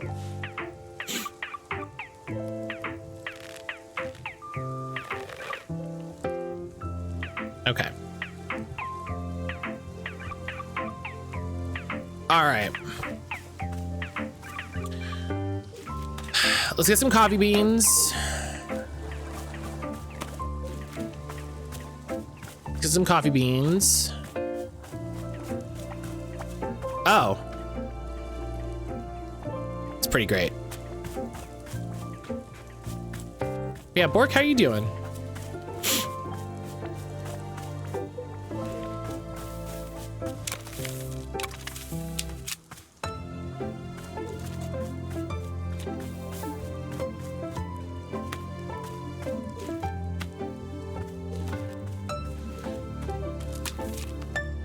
I think by now the new episode of the podcast is out. I think I set it to go live at 10.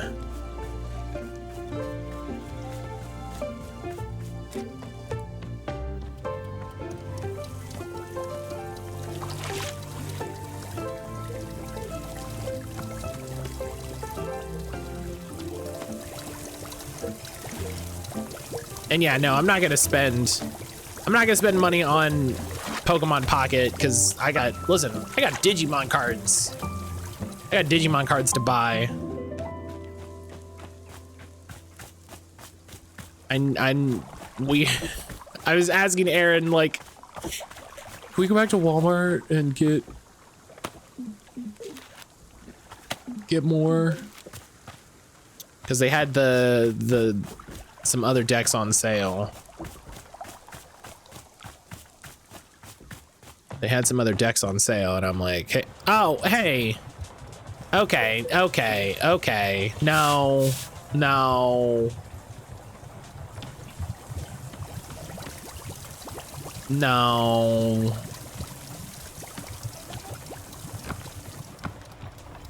No, not in the shop, kid. No. No. All right. Yeah, listen, I'm fine with that. That's not hurting nothing. That's outside. She made it with dirt. I'm not mad at that. You're not drawing on the floor. Get out of here.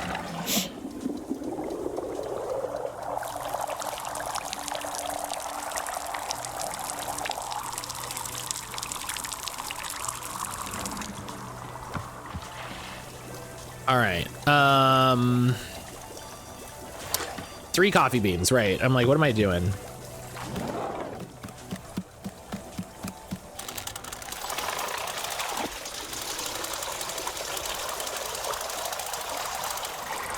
You know what I want to do? I want to just accept that we're not going to beat this game and take my break early and get on to 13. That's what I'm going to do. That's what I'm going to do. I don't want to rush it, you know? I don't want to rush it. I think the only way to fuck it up is to rush it. You know what I mean?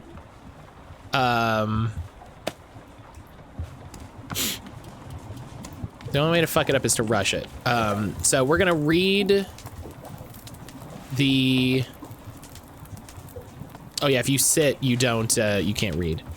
We're gonna read the critical theory for the Dirk Warhard novels. We're gonna read the critical theory for the Dirk Warhard novels. And then I think I'm going to take morning break a little early. And put a little bit more time into 13. So this is Chasing Bullets: A History and Critical Theory of the Dirk Warhard Novels by Lydia Turnwell. The enduring popularity of the Dirk Warhard novels presents an enigma for contemporary literary critics. How does one analyze and understand a body of work which is so superficial in its content, yet which has achieved such enduring audience adoration? While many are content to dismiss their popularity as a result of the simple-minded desire for easily consumable and mindless content, I believe that this I believe that this perspective misses a crucial part of what makes the Dirk Warhard novels popular. After all, he's not the only vapid action hero in pulp literary fiction, so what makes his legacy so enduring? To understand this question is to understand the book's author, Jeremy Esterkoff, who wrote the books under pen name D.B. Steele, which did not always produce such simple-minded literature. The novels he wrote early in his career, while similar to the themes in the Dirk Warhard books, walked a much more nuanced line in their portrayal of action heroics. For example, The Flag Bearer Rests at Dawn depicts the struggles of two brothers on either side of a civil war, whose fraught attempts at reconciliation are complicated by the constantly changing messages of state propaganda. A year later, Esterkoff published Final Eyes, a futuristic thriller about a government agent whose desire to serve justice humanely is challenged by the encroachment of efficient yet thoughtless robotics into the world of law enforcement. Esterkoff has repeatedly declined to speak publicly about these early works, or indeed about any of his oeuvre. In time, he came to be known as an enigmatic recluse, someone who emerged from isolation only to deliver a new piece of work. His reticence to explain himself therefore invites a great deal of speculation as to why he shifted away from writing more nuanced material to instead pen Dirk Warhard novels. Of course, it's impossible to ignore the financial failure of his early novels, yet to focus on sales may miss the bigger picture. Esterkoff was known to have a contentious relationship with his publisher, who at the time was attempting to capture a more artistic and socially conscious audience, and so put extensive pressure on him to make public appearances for press and for the reception of rewards. Esterkoff bristled at the insistence, resentful of being asked to participate in the literary social world. We are then left to wonder whether the shift toward mass audience literature was actually a move by Esterkoff specifically intended to rebel against the wishes of his publisher. Yet regardless of Esterkoff's intentions, what's indisputable is the moment he shifted his efforts, he found immediate commercial success. His very first Dirk Warhard novel, On a Wing and a Bullet, became a global bestseller and brought the name Dirk Warhard into the public vernacular. Within 3 years, Esterkoff had published a further 6 novels in the franchise, including bestsellers Bullets O'Clock, Edge of a Bullet, and Knives at a Bullet Fight. Oh my god. Brian's bullshit bonanza because we all want to see Matt play Mario is Missing. Mario's Missing's good. I don't mind that. Who is Dirk Warhard exactly? Going by the novels, he can be difficult to pin down. He is consistently portrayed as stoic and unflinching. Yet with each novel, he shifts socio-politically in order to meet the needs of the story. The best example of this is the perpetual question of whether Dirk Warhard works for the government or not. The answer seems to change in each book. His role in the execution of justice fluctuates between being a public good and being a rogue renegade, sometimes with even the same story. Dirk Warhard is also the embodiment of stereotypical heteronormative masculinity. As the novels exploded in popularity, so too did they attract criticism for their portrayal of Warhard's relationship with masculinity. As writer Laura Ehrer phrased it, Dirk Warhard romanticizes male infantilization to an audience for whom contemporary expectations of masculinity have become far too nuanced. Okay. This and other criticisms result in a bitter retaliation from Esterkoff, who chose to respond to his critics not via public statement, maintain as ever his trademark aloofness, but through the novels themselves. His subsequent novel, Straight as a Bullet, was a naked attempt to repudiate his critics by having Dirk Warhard double down on every one of his most egregiously masculine tendencies. In the novel, Esterkoff's longest ever, Warhard makes love to over 120 women and kills dozens of vegetarians. The exact phrase, "I'm a man and nothing will change that," appears 26 times. At this point, it's at this point that the novels begin to drive towards a very specific thesis. Dirk Warhard is incapable of fundamental change because he is who he is as a result of inherent traits rather than as a product of social or political impact. For instance, in The Bullet Complex, the villainous Dr. Shumptuck genetically modifies Dirk Warhard to make him more compliant and passive as a person, yet Warhard's genes literally resist the transformation, rearranging themselves back into their natural configuration just moments after the procedure is complete. This is a recurring theme in subsequent books such as Face Full of Bullets and Bullets Forever, wherein the villains become focused less on personal gain and more on simply trying to change Warhard. It's in this trend that we see the core appeal of Dirk Warhard begin to emerge, a repudiation of the value of socio-political change. Change is the only consistent villain Change is the only consistent villain of the Warhard novels, and the only concept towards which he remains consistently hostile. Even Warhard's notion of justice is malleable. At times he considers crime necessary to achieve justice, while at the other times, the elimination of all crime is the only path to justice. Yet in no circumstances is change acceptable for himself or anyone else. Of course, we are again left to speculate as to the exact nature of Esterkoff's personal belief in the content he is creating. Are we to see Dirk Warhard through the eyes of the author who once penned serious and moody works of nuanced interpersonal intrigue? In this sense, the Dirk Warhard novels could be seen as a satirical lampooning of mass media interests. Or are we to assume that Esterkoff truly did come around to believing in the fundamental righteousness of never changing? This thematic thread may be continued through the novels if not for a personal setback. Esterkoff's brother passed away after the publication of The Bullet Hunts at Night, at which point Esterkoff's prolific pace slowed dramatically. The loss devastated him. After several years of silence, he emerged from isolation with a new book, Whispers of a Broken Bullet, in which for the first time, Dirk Warhard becomes a deeply emotive character. Warhard monologues on the nature of pain for over a dozen pages and openly cries twice. There is no villain or central conflict. Warhard simply travels from place to place, remarking grimly on the various people and location he passes. In some ways, the novel feels like a return to Esterkoff's earlier works. Yet if the response to his early work was muted, the response to Whispers of a Broken Bullet was hostile. Fans of the series uproariously decried the changes and demanded a return to form. Whether as a capitulation to public response or perhaps a desire to extract himself from the sort of a less nuanced work, Esterkoff abandoned the new angle on Dirk Warhard. His next book, Bullets Don't Cry, saw a decisive return to the Dirk Warhard of all. In this book, Dirk Warhard murders over 400 people, including the prime minister of every nation on the planet, becoming the prime minister himself in several countries.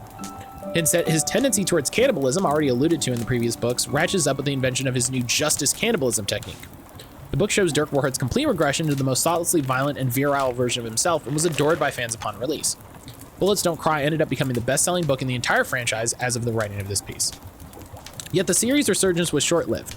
A few years and a few novels later, a bombshell investigative report revealed that for an unknown amount of time, ghostwriters had been doing much of the work on the Dirk Warhard books. Esterkoff was at this point in his declining years, and his publisher had progressively been enlisting uncredited staff writers to take over a significant amount of the writing. It was never revealed what sections of the later books were not written by Esterkoff, or indeed if he wrote a single one of them at all. But those hoping to hear an answer directly from Esterkoff were crestfallen when he passed away a few months later. This book is written in a way that I feel no attachment in time. And so I feel like as the book is telling me of this history, things are occurring. It's written in like third person present. And I have no idea. In the wake of his passing, the publisher openly turned to ghostwriters to continue the series, albeit strictly in sequel form. Sequels such as The Fastest Bullet Alive 2, Even Faster Bullets failed to elicit a critical or commercial response of any significance. To this day, the publisher continues to publish these sequels, still bearing Esterkoff's name, to a decidedly middling reception. That's basically what they did with the Tom Clancy books. The failure of these sequels and the questions of the novel's authorship invites a question. What was it that gave Esterkoff's heroic protagonist such broad appeal in the first place? Whether he wrote from a place of satirical mockery or from a genuine belief in the need for regressive masculinity, Esterkoff's intentions were never truly dissected. His most enduring legacy, therefore, is not just the character of Warhard, but a collective disagreement over the authorial underpinnings of the Dirk Warhard franchise. It is a question as enduring and unchanged as Warhard himself, and one which will be I can't say that word. That will be affixed to the institution of literary criticism. I can't say that word. I'm just gonna skip it.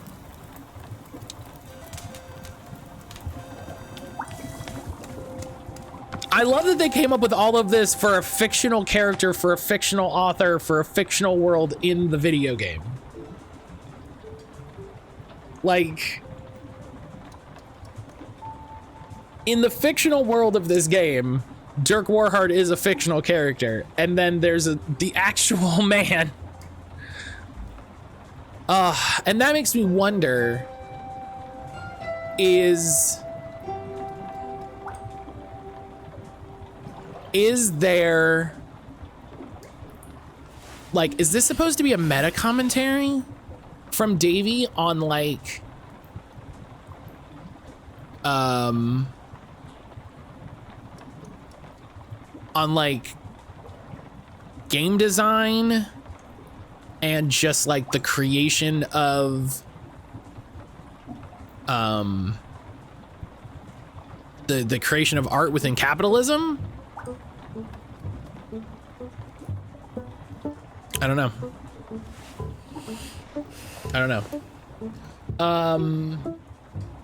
But I'm gonna take my morning break a little early. I'm gonna take break a little early, so that we have a little extra time. We're not gonna finish Wanderstop, so I'm not gonna try to rush it. We're gonna take our time. So I'm gonna take break a little early, so we have a little bit more time for Final Fantasy 13, and we'll see how that goes. Breaking Hey You Up, it's the UN. Oh, that's never. That's not good. That's not good.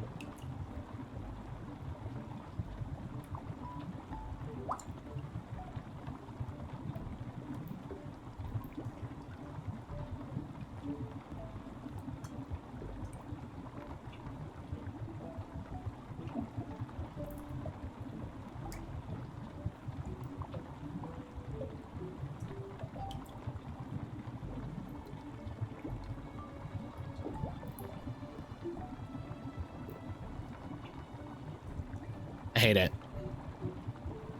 A developer at Helldivers 2 says in GDC talk, the UN got in his DMs to talk about psychological defense against manipulation in fascist governments. Oh.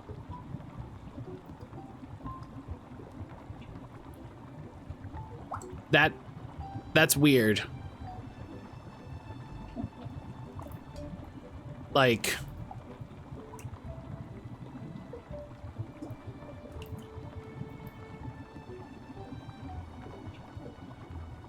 what is that? Like, were they telling him about it?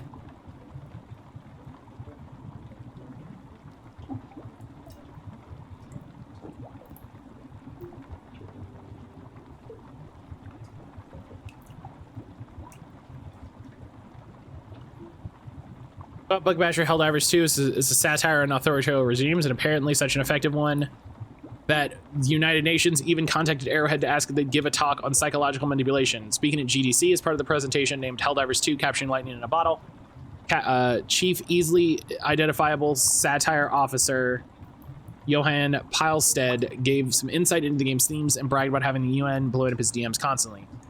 What is Helldivers 2? Fundamentally, it would probably be fun to play a co-op action shooter where you're put into the shoes of an evil side grunts of pop culture. We asked ourselves, could we brainwash an entire community to fight for a fascist state? Would they be okay with it? And it turns out, yeah, actually. We do it all in fun and good spirits, and we actually try to get people to recognize the signs of what is a totalitarian state. If you start wearing the same uniform as everyone else and do salutes constantly, you might be in a totalitarian regime. Actually, we got a message from the UN asking if we want to talk in some form about psychological defense against manipulation. He didn't elaborate on whether anything actually came of this. Palestad went on to say they pull aesthetics from the US, the EU, the UN, alongside mantras of regimes like Nazi Germany and North Korea. It creates pleasing aesthetics, said Palestad, because there's something totalitarian regimes are really good at, pleasing aesthetics. Yes. Yes.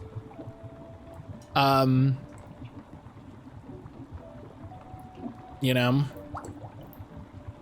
that is that's a thing. That's a thing, is they are snappy dressers. They are snappy dressers.